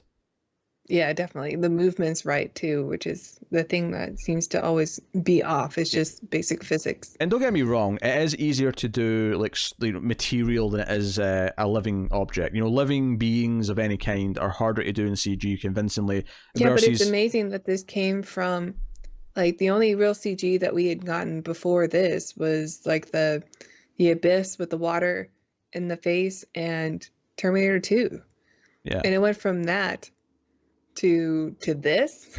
It's absolutely an incredible leap. It's absolutely amazing. But I do want to make the point though that a sheet of metal in CG is easier to look convincing than skin and flesh and all that stuff. But super impressive all the same because it's 1993. I did not think I could be fooled by 1993 CG like that. And even knowing what I know now about what's CG and what's not, I'm looking for it. I can't tell. It looks real. I didn't know it was CG. Yeah. I thought they were real dinosaurs the whole time. I'm just kidding. I didn't know the car was CG. Is this like when you thought Margot Kidder was in Raiders of the Lost Ark your whole life? I thought I thought they really just brought the dinosaurs back and shot. It was like working with cats and dogs. They just directed the dinosaurs. Just some tricks. That's all they did. But yeah, let's talk about the geography problems of this scene, because even as a kid I noticed this, and it always bugged me as a kid. I think I noticed it later on. So I think somebody brought it up and I was like, oh yeah. So I noticed a lot of other editing mistakes, I remember the hand that's holding, or the mechanical hand that's holding the egg disappears for a little while and then comes back. Stuff like that. Yeah, stuff like that happens in most movies, to be fair. But this one's particularly egregious, this geography thing, because an entire side of the location just changes. Because it's clearly the side that the T-Rex came from, which he was clearly standing on ground that was, level with them, given the height and all the rest of it. And then after the car spun around a few times, all of a sudden, because they go over the hole where the fence was, and there's a drop of 50 feet. And they have to go down a rappel almost to get down it safely. And I'm like, where did this drop come from? This was the side where the T-Rex came from. Unless something weird happened here, but I'm pretty sure maybe not this viewing and not even the last viewing before this, but I'm sure there was one time where I watched this scene intently, trying to keep track, just in case did the T-Rex come from the other side, or did this or that happen? Or is it slightly, I don't know, to the right? Or but I don't where think maybe so. There's a big drop off cliff. Who knows? Behind the fence. Who knows? But yeah, it's not there. It's just something I hope we forget about. It's just some creative license with the geography, which I mean I love this movie. I'm just I'm going to point out the mistakes I've noticed over the years. I'll acknowledge that it's there. Yeah. Ask me if I care. Yeah. So we get the whole tense scene, good stuff with them getting them out of the tree, and Timmy, all that stuff. And meanwhile Ellie's back with everyone else now, and they're worried about everyone. And Hammond's like, "Hey, Muldoon, can you go get a jeep and go get my grandchildren, please?" Yeah. So Ellie goes with them, and they go and find Malcolm, who's alive. Obviously, we didn't even mention the lawyer getting eaten, but I mean, he's like the one. I mean, he's not the only. Scene. He's not the only death in the movie, but he's the only on camera death. But we see Nedry die, right? He's in the car, and we kind of see Muldoon as well. This is the most graphic one for sure, though, because we see his body getting definitely eaten. You know, although the arm of Arnold is pretty graphic too. Oh sure, yeah. Do you know what I love about that moment? I mean, we're not there yet, but I love that Ellie turns around completely looking for him, and then sees he's not there, and then looks behind her, and then she looks behind him, and it's like, a great jump scare. Yeah, it's a really good moment. I love it. So, and we get the must go faster. We can get the ripples in the puddle, and them looking for them, and they can't find them. And the chase is good. The shot of the T-Rex roaring in the mirror, the side view mirror, the car, really good. I have issues geography-wise with this scene as well. And I don't think this one gets brought up very much, but you see Ian Malcolm injured in the back of the Jeep. And you see the footprint of the T-Rex. And you also see the car, the one that's upright still. Mm-hmm. So he's clearly on the top of the paddock, on the outside of the paddock. Actually, it's even before you get to... I think I know what you're going to say, actually, because it's kind of occurred to me as you're describing this scene. But even before you get to that, I also hate how Ellie and Muldoon look over the They're side. Just instantly down there. They see the car and go, "Hey, it's down there," and then it just cuts to them being down. I'm like, how did you get down there? Where was this magic staircase? Well, they just walked down the side that the T-Rex came from. Obviously. Okay, all right, sure. Yeah, because there's a hill right next to it. Yeah. Yes. Continue. But yeah, so you see the car that's right side up behind it. And you're like, okay, so clearly he's outside of the paddock and he's on top. But then the very next scene, he's like, come on, we gotta go. And the whole car has teleported to the second area where that's like 50 feet below. And then they have to drive away from the T-Rex. So it's just one of those things like no one noticed. I don't know if it's necessarily below. Oh, you may be right. I'm not disputing with you. But the thing that occurred to me as you were describing this is that they're in jungle. They're not on a road. That's what I was going to get at. Is that when you were making me think of it, as you were describing, I was picturing it in my head. He is clearly where the car stuff happened before, right? Mm-hmm. And then when they come running out at him, and then of course because they run from like foliage, they run from jungle, and then the T-Rex comes out after them. Where he was situated, there should have just been more road. That's where the road going through the park is, for the rest of the ride. So you're right. Yeah, there's like a weird teleportation thing there too. Yeah, and that one doesn't get brought up very much, but like, it's pretty egregious. And it's purely just because they want obviously them running through the foliage and then see the T-Rex, coming through. But and it is such a great scene. Oh, it is. Yes, it's great, but. A lot of creative license here with some little mistakes, and it's one of these things where, like, when you watch a movie as much as a movie like this, where you're seeing it at a regular period over 20 plus years, and especially since like I think when we were kids, we rewatched the same movies a lot more. I think that's true for all of us, right? I've probably watched this in the triple digits because. When you're a kid, I remember whenever I taped a new, because most of my movies when I was a kid was taped off TV, right? My copy of Jurassic Park is all snow. Yeah. Now, whenever all digital snow, you can't see anything. Whenever I got a new movie taped, no matter what the movie was, I'd probably watch like 10 times in the first like week of having it because that's what I did as a kid. I got a new movie. I'm going to watch this over and over again. I remember watching Ghostbusters 2 like 10 times in the space of 2 weeks because it was the new movie I got off TV. Vigo. I like Ghostbusters too, right? It's not as good as the first one. I like it too. But I like it. Yes, Vigo. The baby, yes. Dana. He's so good. Yeah, you're right. I mean, I can't tell you if I saw this movie for the first time tonight, if I would have noticed any of these editing errors. But you're right. I mean, I've watched this movie so many times, and yeah, eventually you notice things. You're like, oh, that's kind of a big mistake. Because little continuity errors aren't a big deal. Because I take the hit television show Buffy the Vampire Slayer, for example. And the very first episode of that, there's a continuity error, and this is something that you see in a lot of things. But it's something really simple where Buffy's sitting talking to Willow, and during the scene, because it's a short reverse shot, right, where it's cutting between the two of them, Mm-hmm. and obviously they've done multiple takes, right? They've done multiple takes of both sides of this, so they've done maybe 3 takes of Buffy's side, 3 takes of Willow's side, and then 3 takes of the two shot of both of them, right? That's like a typical conversation scene, shot for TV. And every time it cuts back and forth between them, every time it goes back to Buffy, her bag strap's in a completely different place, and it's one of those things. It's not a big deal. But it's clearly every time she's done a take, the bag strap's landed in a different place. So every time it cuts back and forth, it's moving, and it's not a big deal. But Jurassic Park, there's entire like cliffs appearing in locations that didn't have cliffs. This is not like a mistake. This is something like, oh, the audience won't care. yes, they've made choices because they want to do something. Yeah, it's more exciting if it's edited this way. So we're just gonna hope that no one notices. Yes. And if, like I said, if I was watching this for the first time, I probably would have. I like to think I noticed the change where the fall appears. I think that one's so big that I think I would notice that. I don't know. It's such an exciting scene. It is. Yeah, maybe I'd just be in awe of the dinosaurs and what's going on and whatever. But so then we have the sweet scenes where they sleep in a tree.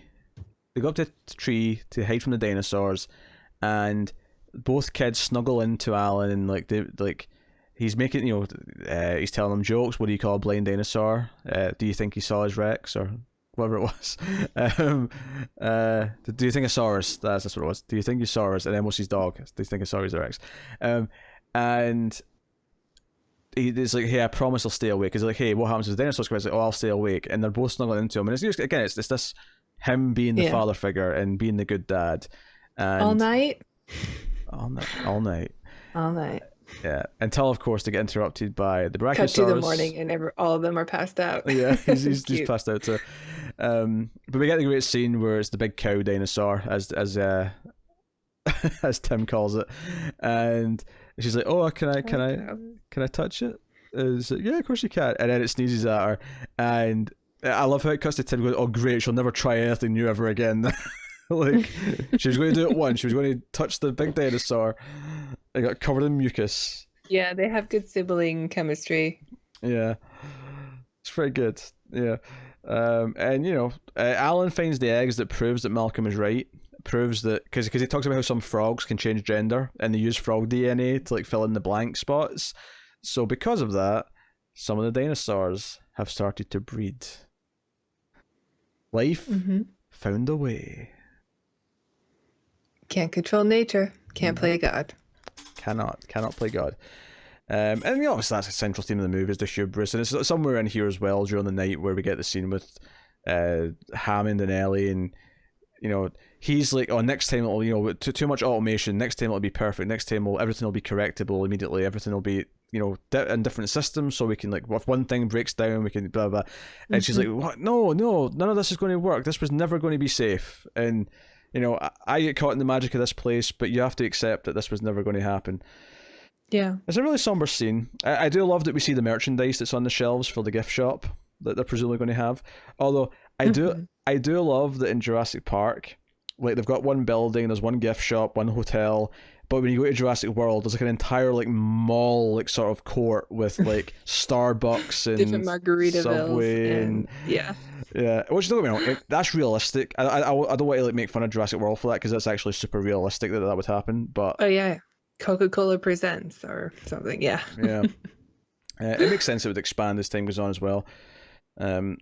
But yeah, so and then we get the whole gala night. It's a good scene. It is very somber. All the ice cream is melting, and so you just see this huge display that's clearly meant for a lot of people, and it's just all for naught. It's all going away. It reminds me in a way of, you ever seen those videos where people go beyond the DMZ into North Korea, and they'll sit down at a hotel or something, and they'll have all of these in the restaurant area. They'll have all these tables, and every table has a setting, and every table has lettuce on it, but it's just 3 people sitting there, and it's just all a show. Look how much food we have, and I don't know. It was reminding me of that. I'm going to miss something. But really, it's all wasted. It's all going to waste. It's sad. I'm going to admit something slightly embarrassing, is that there's a comic book called DMZ, and I've never read it, obviously I already know this, but I never realised what it stood Well, for. it stands for demilitarized. Yeah, no, I zone. know, I get what it means, but it only just clicked in my head what it stood for when you used it in the context of North Korea. Because I know about the demilitarized zone. So you said, beyond the DMZ, and I went, oh, it stands for the demilitarized zone. Yeah. I never knew that I don't before. know. It was kind of reminding me like that, like, oh, that's so sad.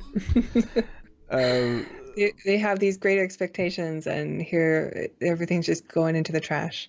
But he talks about how, he did the flea circus, it was all an illusion, but with this place, I wanted something that was real, something that you could reach out and touch. Like, he's doing his whole thing. And it's actually, you understand him. Like, I think as much as the point of this is not to play God, I think you sympathize with him and understand why he wanted to do what he was doing.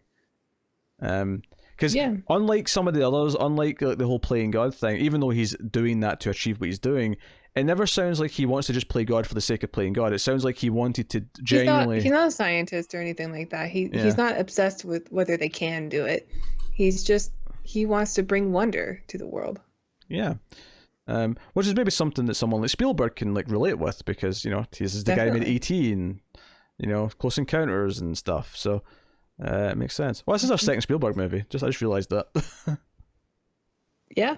Which means, and that will be our last, because he's done a few sci-fis. Yeah, but I just realized our third will be The Lost World, which is like, not to spoil my thoughts on The Lost World, right? Yeah. Coming soon. Why do you put Vince Vaughn in a movie? Why'd you put Vince Vaughn in a movie? That's words to live by. I'm sure he's been finding a couple of things in the right roles, but yeah, Lost World and the Psycho remake, which were pretty close together, was not a good period for Vince Vaughn. No siree. Not a good period at all. I guess Dodgeball's okay. Well, I do love Dodgeball. Dodgeball is one of my most pleasant surprises of that decade. I went to Dodgeball Wedding Crashers I kind of like too. Not expecting to like it, and I was laughing the whole time. And I'm really fussy with comedies. I think a lot of mainstream comedies are just kind of annoying to me, but Dodgeball made me laugh a lot. So credit where credit's due. You can dodge a wrench. You can dodge a ball. I do love that line.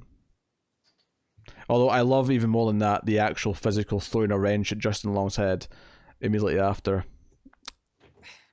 Probably the funniest moment in the whole movie.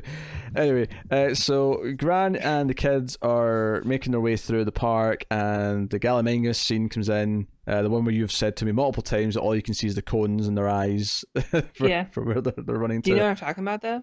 Oh yeah, I've seen the making of stuff on the DVD. Yeah. Yeah. Yeah, because they're tracking their eye lines so they know where to put the dinosaurs, so that it all matches. Which is cool. The more interesting stuff in this, though, because obviously they eventually get to an electric fence, so to set up the other side of this, which is basically the others are trying to get the systems back online.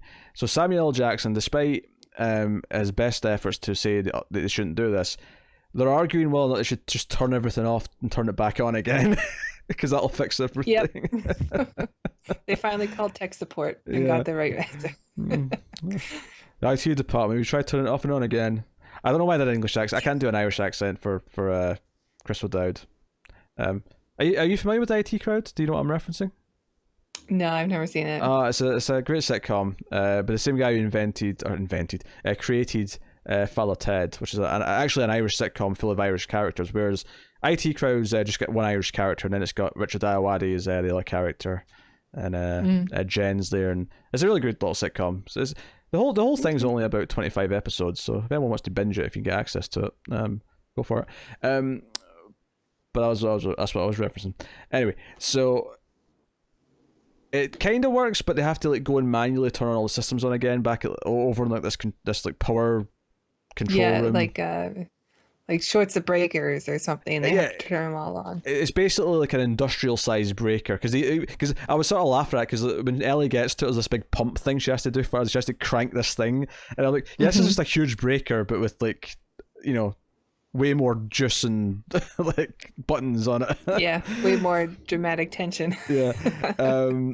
But yeah, so that becomes kind of the mission. And Jackson disappears, so Ellie's going to go with Muldoon, and because they're hiding in like a bunker now, and Muldoon breaks out the shotguns.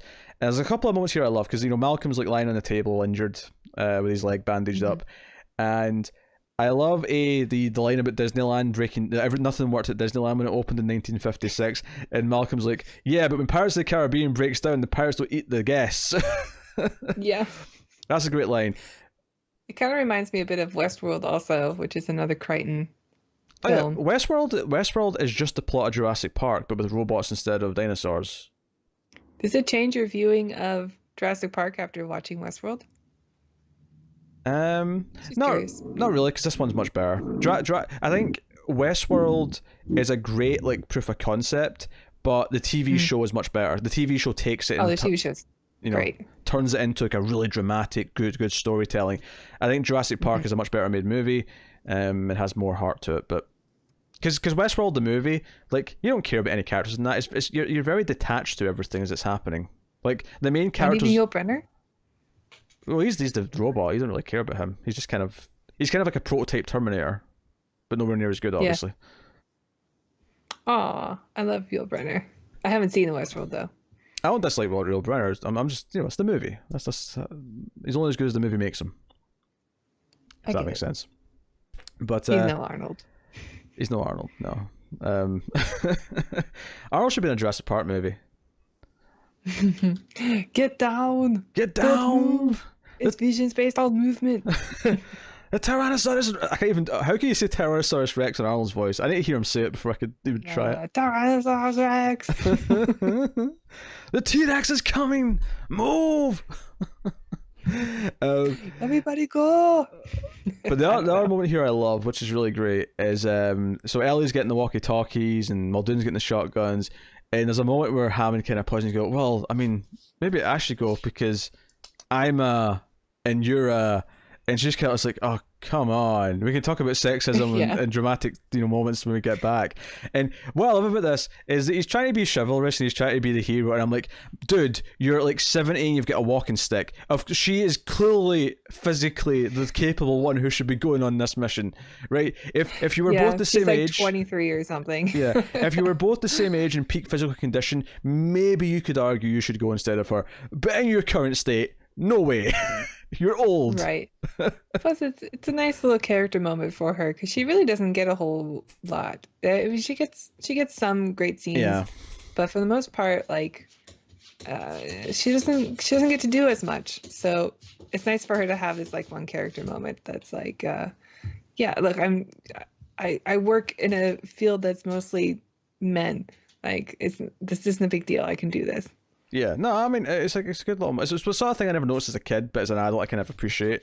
Is like him, not in a bad way, but there's just this sort of like little moment of like, hey, I'm the man, I should go because it's not nice to put you in a dangerous situation.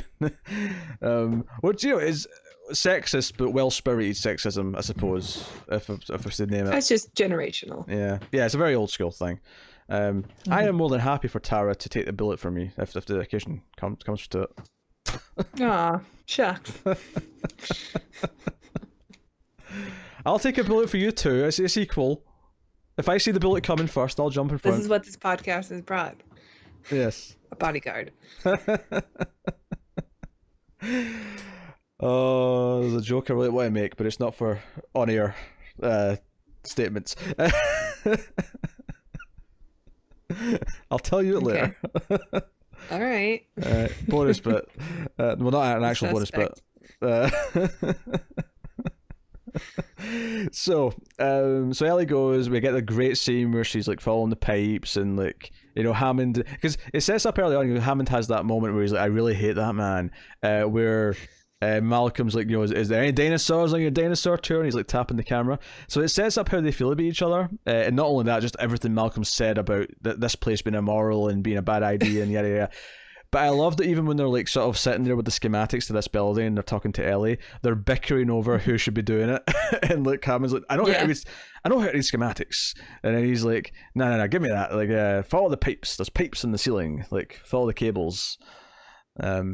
And we get the whole tense thing where she's flipping on the buttons and all that, and the electric fence is coming on, and Tim's up top, and it's like, big moment. He's afraid of heights now because of the car in the tree. which is fair. I think that was traumatic enough to justify that he'd be skittish about it now. I think so too. That said, I do think that an alarm saying this is about to turn on would probably quicken my movement rather than put me into shock. But Yep. to each their own.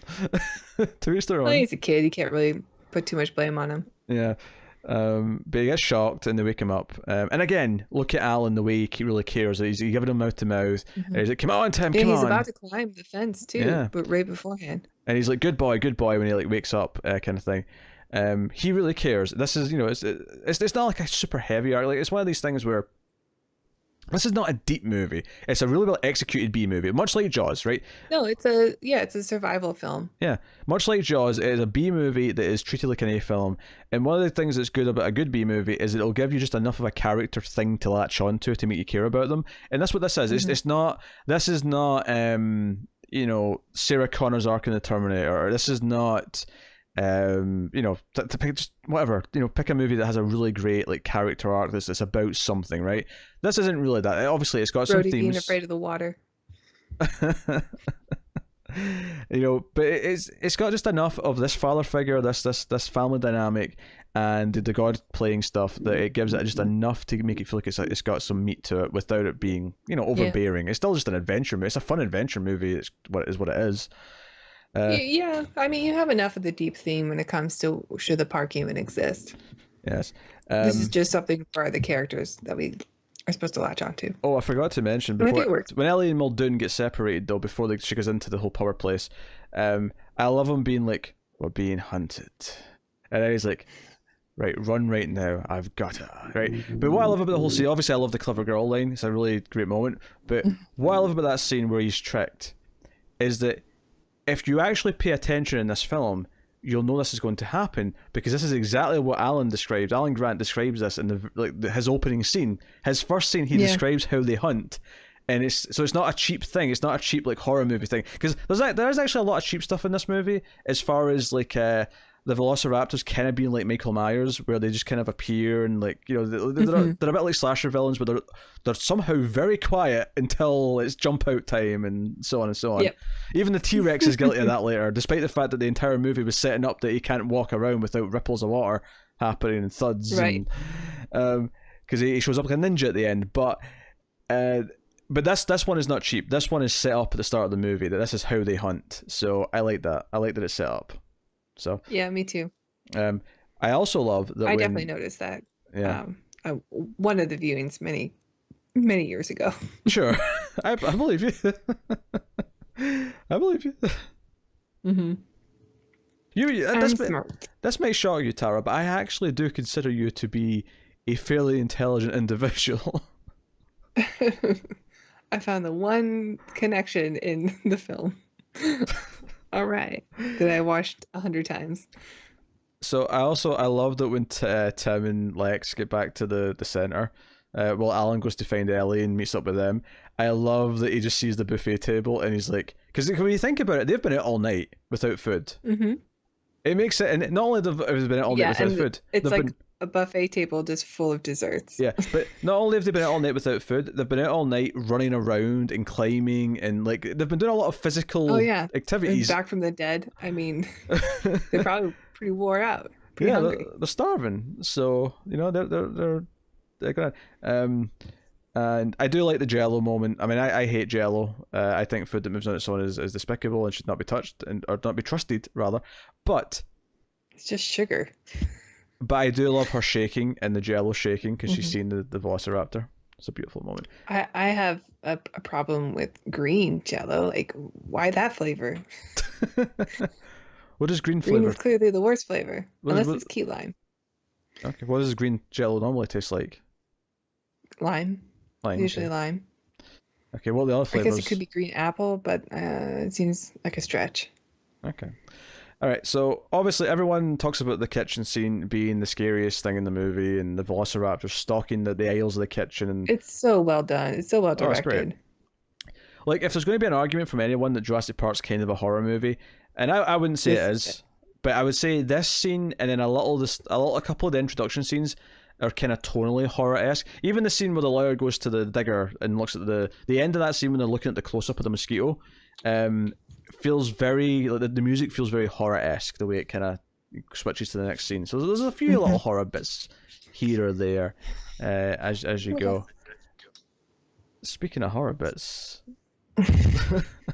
Tara's cat's a little monster. So we get the chase, we get the whole reflection bit with the Velociraptor hitting its head. We get the raptors opening the door by themselves. Actually, do you know what my favourite thing about the raptors coming in the room is?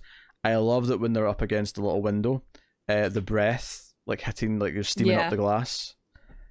That's such a good little touch. It is. Was that CGI? No, that was a practical head, and the steam would have been practical head, but it's the breath like fogging up the glass. Nah, they've been pumping something out to do it, I'm sure. But what I love about that, because like you say, it's a great little touch, and I think it is a touch because I can totally see like them doing this moment without the breath and just having the head up at the window and it being kind of all right. But that breath really sells it as breathing and living, and it really completes the package. So, really good. Really good.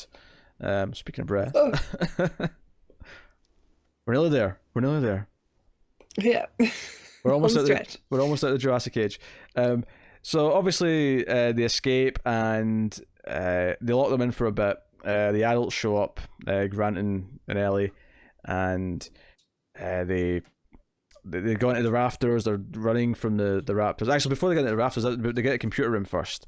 And I'm going to complain about Tim for a second here, because there's a whole moment here where Ellie and Grant are holding the door back because the raptors try to get in, and Grant and Ellie are trying to get to the shotgun with their foot, right? And whilst this is going on, like Lex is at the computer and says, "Oh, I can," and it's this ridiculous virtual like city of files, which is so stupid. But she's like, "I can turn the locks back on." She's trying to do that, so fair enough. Tim is just standing behind her, watching what she's doing. I'm like, "Hey Tim, why?" Because there's actually a line. There's a line from Ellie saying, "I can't reach the shotgun without moving," and all I could say is, "Hey Tim, how about you walk over there and kick the shotgun over to her? You little shit." Yeah. Also, she's like holding the door from the hinge side, which like is a horrible decision. Yeah, she's not really contributing much. But even if she is, Tim's free. Tim can go over and hand her the gun. And I know we don't necessarily like the visual of kids holding guns, but all he's doing is handing it to her in a dire situation. We can let it go. Just like kick it to her. Yeah, kick it to her. Yeah, that'll do. That'll do. So, but anyway, they get the lock on and they go through the ceiling to try and get. And obviously, the raptors start poking their heads through, and they have to come down onto the scaffolding where the skeletons are hanging, the big T-Rex skeleton and the Brachiosaurus skeleton, and they're dangling. I love the visual of the one raptor who jumps and is like dangling with them. It just looks so messy because it's like everything starts spinning. Yeah, it's like a cat. It's like a cat who jumps up somewhere and it's like, and as soon as they land, like, oh no, this was a bad idea. Yeah, and they're clawing. Really good. I'm holding my remote because my TV was going to turn off a minute ago, so I used it to stop it from turning off, and now I've just got it in my hand. I'm just going to put it down. Not my hands. We can move on. So, and this is where the T-Rex saves them, because they're getting cornered by two raptors, and the T-Rex comes in somehow unheard to make the save. This was a later change. Yes. Because the storyboards show that the head of the T-Rex falls and kills one of the raptors. I think the actual like skeleton, like they're saved by the skeleton, which is kind of a neat thing that they're paleontologists, and even though they're out of job or out of work now, but I mean they're still saved by the skeletons. It's kind of cool. It's a neat touch. But as I understand it, someone said to Spielberg, people will be mad at you. But the T-Rex is the coolest part, and we need to see it one more time, right? Yeah. I think I would have liked to have seen the fossil part, and then just when they leave the island, just show the T-Rex one more time. Sure, yeah, cut back to the kind of like Jurassic World does. It would make more sense. Jurassic World goes back to the T-Rex for one final shot at the end of World. You can just do that, yeah. But at the same time, though, I get what whoever the producer, whoever it was, who said to him, "You have to show the T-Rex one last time, or people will be upset. The kids will be upset." It is pretty cool shot. Yeah, and I think there's something to be said with the banner coming down. And I think there's something to be said that even though the T-Rex was really menacing earlier, that it doesn't seem as vicious as the raptors. The raptors are clearly presented as the most vicious of the species, right? And Yeah. I think there's something neat about the T-Rex, even if it's accidental, being the hero at the end and saving them from the velociraptors, even though he was the dangerous part earlier on and he was the one who was going to eat them. Like, there's something kind of nice about it. And, you know, seeing him roar as when the dinosaurs ruled the Earth banner falls down in a ripple. You know, really nice. I agree. Sorry, That's my okay. cat. Yes, your cat's been a monster. Yes, we're aware. He really is. So, and obviously you have that line as to get out where he's like, after careful consideration, Mr. Hammond, I have decided not to endorse your park. And he's like, so have I. Yep, we have a full arc for Hammond. Yes. Same with Grant, because once on the helicopter, he's got the kids sleeping on him, and like Ellie's just sort of smelling at him like, hey, you bonded with kids. You're putting a kid in me, and you know it. And then three... We're getting the baby. Then three throws it out the window. But I do actually have a question, though. I never really thought about it. Maybe there's a line that explains it. But who's flying the helicopter? I don't know. I think there might be a line once they get the phones back on that Hammond calls for it, so maybe the helicopter comes with the pilot, but it was just something that maybe I missed that this viewing, but I was panned in and it's another velociraptor. I was thinking about it as we're flying, I'm like, wait. Just when they thought they've escaped the island. I love it. There's a line of dialogue at one point where the dinosaurs will all die if they don't get this certain drug every like 6 weeks. And yeah, they just kind of like gloss over that in the second one. Yeah, they just kind of gloss over it and say, life found a way, whatever. Life found a way. Yeah, exactly. The one thing we didn't mention Nedry's little journey when he left them, his demise. Yeah, that's true. Where he gets lost. I actually think they never really explained this in the movie. I don't think why he's going the way he's going, but he opens the big gate into the park, goes through the road in the park, and then goes through one of the electric fences. And I'm like, why is he going through the dangerous part of the park anyway? That seems like a silly move. And I think he's trying to find a shortcut because he's out of time and the boat's leaving. That's probably right. But here's a question: why? So once he gets beyond the gate and beyond the electric gate, he ends up losing his way because of a road sign that's knocked over, and he points it in the wrong way. Why is there a road sign here if it's like in the private part of the park where the dinosaurs are? I mean, there's still people who use those areas. Like he could be in an area like where we saw in the beginning. Okay, or maybe he's in an area because we have like the medic guy who we meet at one point with the Triceratops. Maybe it's for them going around. Okay, I'll accept that. And I mean, with the fences down, the Dilophosaurus could get into other parts of the park. Sure. This one is pretty creepy actually. The whole shrieking thing with the peacock style, peacock. Yeah, kind of peacock. Yeah, kind of peacock. Yes, it's like some kind of lizard that does it, right? Yeah, and it shoots like not ink, but like whatever it's shooting at him. That's natural poison. Yeah, some kind of venomous foam, but it is inky in color. Yeah, it's it's a really disturbing scene, and if you ever get the chance to read the book, it's one of my favorite chapters because Michael Crichton's really good at describing death, and like he describes exactly what Nedry is feeling as he's like dying, and it's actually quite a fascinating read, even if you read like the last couple of paragraphs in the chapter. It's really good. You're making me want an R-rated cut of Jurassic Park. Oh, we could do the R-rated cut of Tammy and the T-Rex, which came out like a year after this. Yeah. Sure. I don't know what to expect. Paul Walker is gets his brain put inside a T-Rex. Not a real T-Rex, obviously, but like an animatronic T-Rex. So then he's in a T-Rex, and Denise Richards, his girlfriend, helps him on an adventure or something. I've never seen the whole movie. An R-rated adventure? I've seen clips, but basically it was originally shot as an R-rated movie, and then they recut it for PG-13. And just this year, they released the R-rated cut on Blu-ray and like in a limited theater release. So yeah, I think you've told me about it. I guess we have to do it. It sounds insane.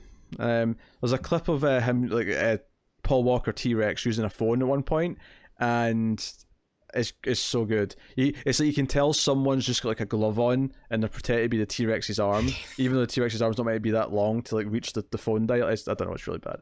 Anyway, So yeah, the movie ends with the helicopter going out into the sunset or whatever, and John Williams' music takes us home, and that's the end of the movie. Um, as an experience, when I saw it as a kid, I don't really remember the experience because I was 4, but it's sort of something that's just been in my life, the whole time. Like it's always been there in my life.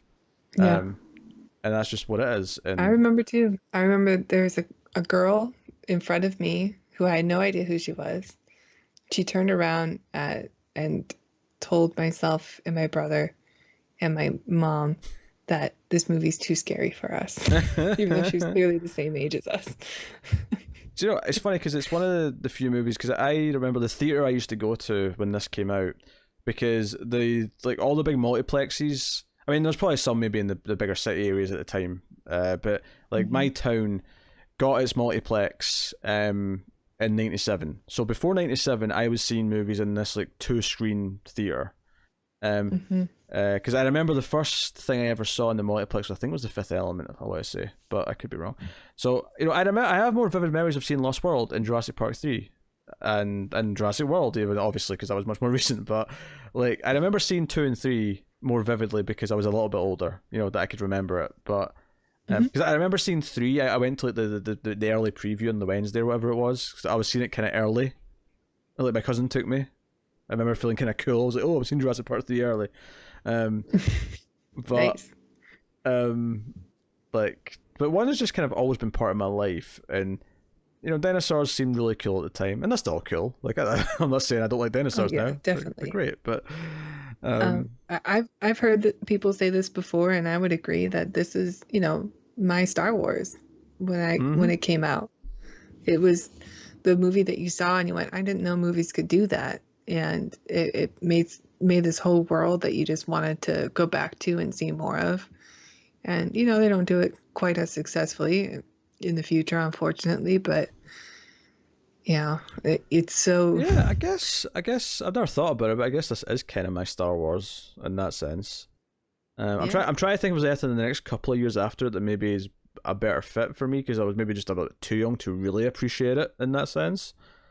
But I can't think of anything from 95, 96. I mean, maybe something like Independence Day. Not just because Jeff Goldblum's in it, but just because I was a couple of years older, It was just enough that I can remember it more vividly. But yeah, wasn't it just a year later? No, Independence Day was 96, so it was 3 years later. Yeah, okay. Yeah, you're right. I mean, honestly, my Star Wars was probably the Power Rangers movie, let's be honest. 95, baby. Yeah. Kimberly Hart. Is it the one where the Green Ranger becomes the White Ranger? I was in the TV show. I wasn't in the movie. I don't remember. I know you were a Power Rangers fan. Why are you looking at me as if I'm like a weirdo? I was a Power Rangers fan for the very first year that it came out in America. Sure. And I don't think I watched it past season 1. I watched all the Mighty Morphin years, and I saw a little bit of the Zeo, which was the 4th year, but that was where I stopped watching. That was where I fell away. And you forever hated anime after that.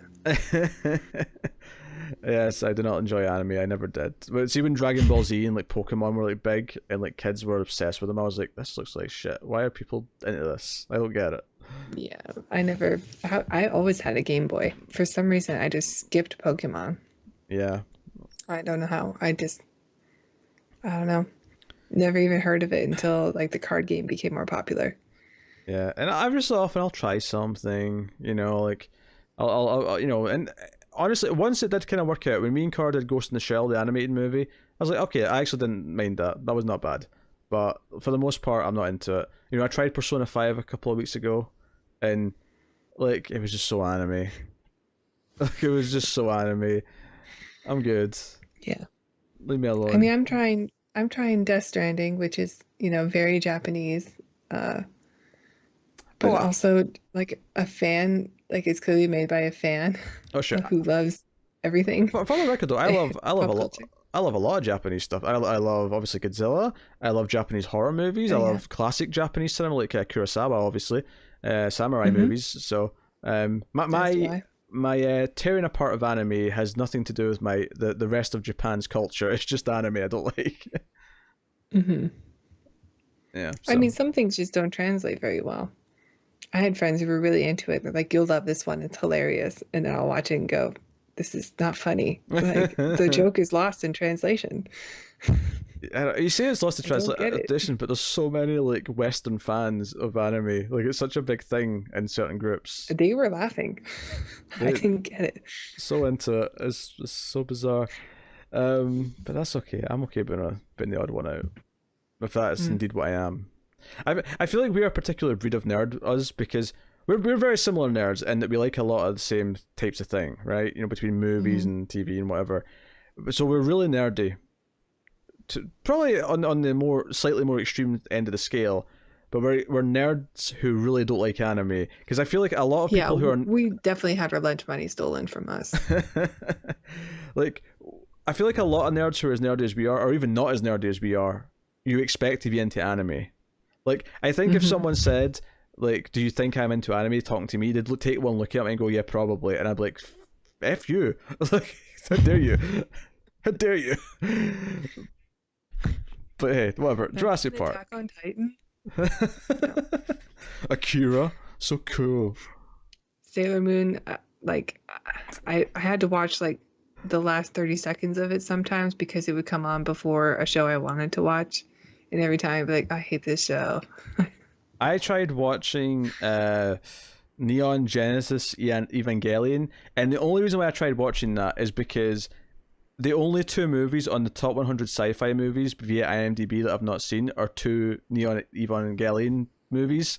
So I wanted to Mhm. understand it so I could watch them and finish the list. And I watched like the first two episodes of the TV show, the animated series, and I was like, I said, nope. I can't do this. I just can't do it. I just can't do it. I mean, think about it. Like I was a kid. Cartoons were the greatest thing, and I still could not just sit down and watch Sailor Moon. I watched Gummy Bear cartoons, and I couldn't watch Sailor Moon. I watched cartoons. I watched like I liked all older Hanna-Barbera stuff. I love Scooby Doo and like Wacky Mhm. Races and whatever, and obviously some of the Warner, Tom and Jerry and so on and so on. But like, yeah, like, I don't know, anime just doesn't do it for me. It's weird. I never. I always kind of prefer live action though. Generally speaking, as a medium, even as a kid, like I was always more into like like Yeah. Power Rangers or Turtle. Well, Turtles wasn't that. Well, the movies were live action, but you know, I mean, Batman the animated series. That was a good animated series. Princess Shira, He-Man. um, I watched those a lot. He-Man was never a There big was thing here. no. No, He-Man was never really translated across. Same with GI Joe. GI Joe was never a thing. Yeah, it makes sense. I don't know about He-Man though. He-Man like is its own thing. Sure, yeah. I don't know. It just never really did. It's not really attached to any culture, I you don't know. know. I mean, it was probably on at some point, but it was never big. It was never. It never like broke through as a success. Hmm. You ready to rate this son of a bitch? We'll do a tangent.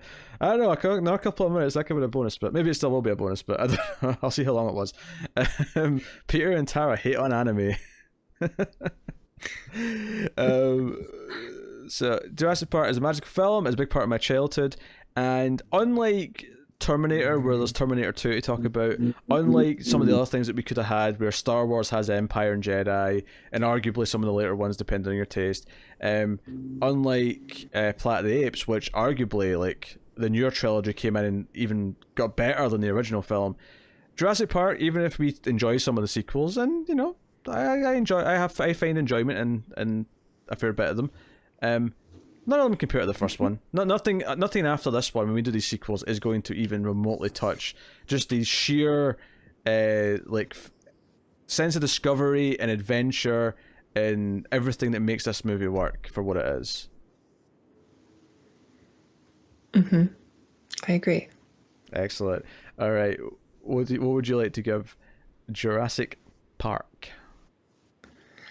Well, it's a it is a perfect film that's full of flaws. And I know I'm biased, but even the things about it that I think can be improved on, Mm-hmm. I don't want to see a different version of this movie. I love this movie. It's a 10. Yeah. I'm conflicted because I think, and before I have just said 10 without giving it much thought.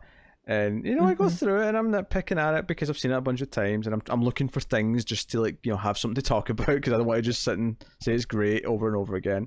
And I think we did an okay job of going into the themes and some of maybe the things that don't work or mistakes or things like that. So I'm trying to argue with myself down to a 9.5. But ultimately, it's the first movie I saw in the theater. It's a damn near perfect adventure movie.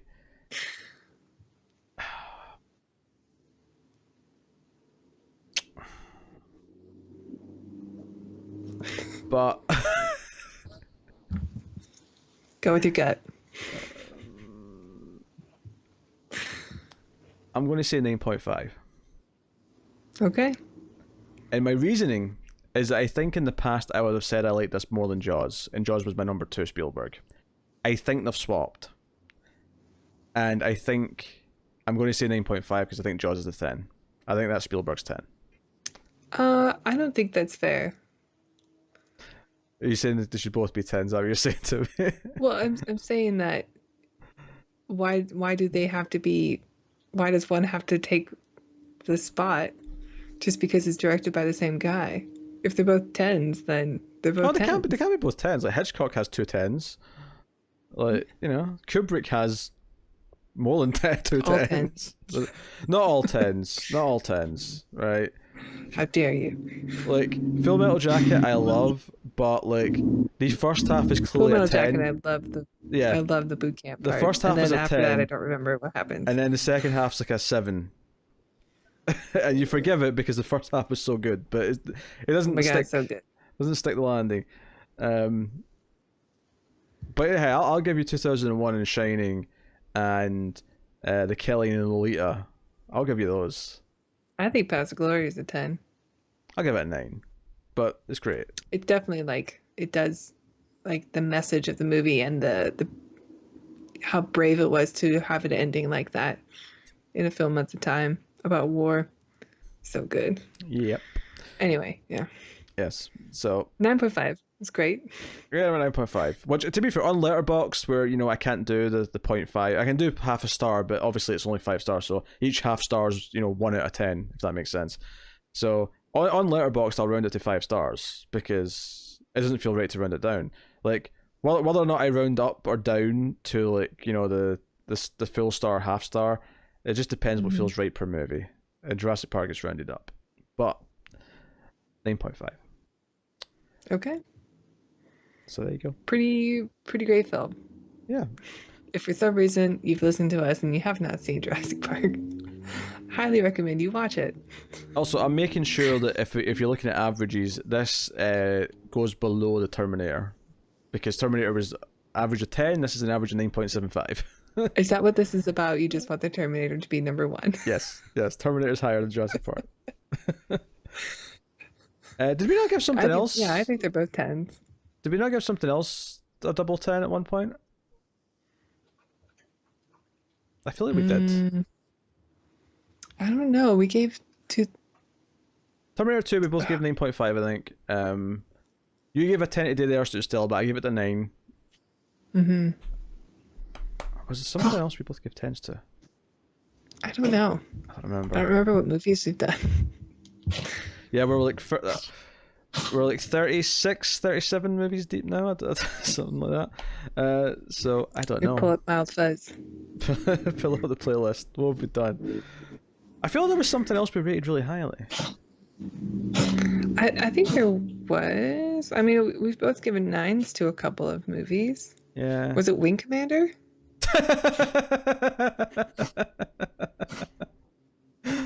Tara, you funny.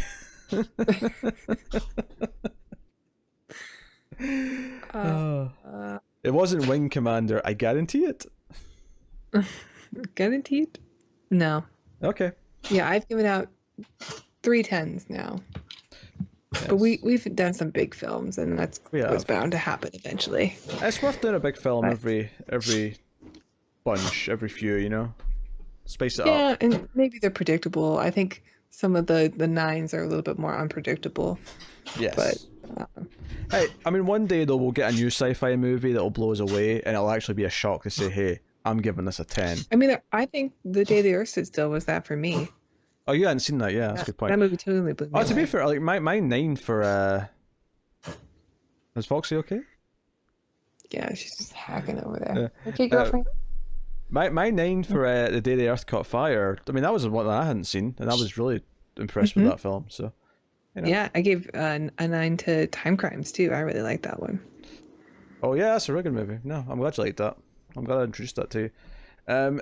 So yeah, coming next week on the Atomic Cinema Experiment is one that I have not seen, although I did see the TV pilot from about 2 years ago when they tried to redo this as a TV show, and that is Time After Time. So we're returning to time travel season next week. All right. I've I'm- seen this movie, but it's been so long. I have never seen it. The TV pilot was terrible, but it was, it was a CBS, like, play up the This romance. is how I learned about Jack the Ripper. Ooh. So you were disappointed later on when you found out all the time travel wasn't part of it. What? Yeah. But that's what made it interesting. You mean he just killed prostitutes? Aw, lame.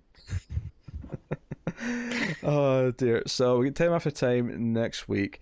Make sure if you're a patron, we mentioned Patreon earlier, to go over to the patreon.com/MailFuzzTV and make sure you vote if you're a $5 patron or above in the next vote, which is up right now.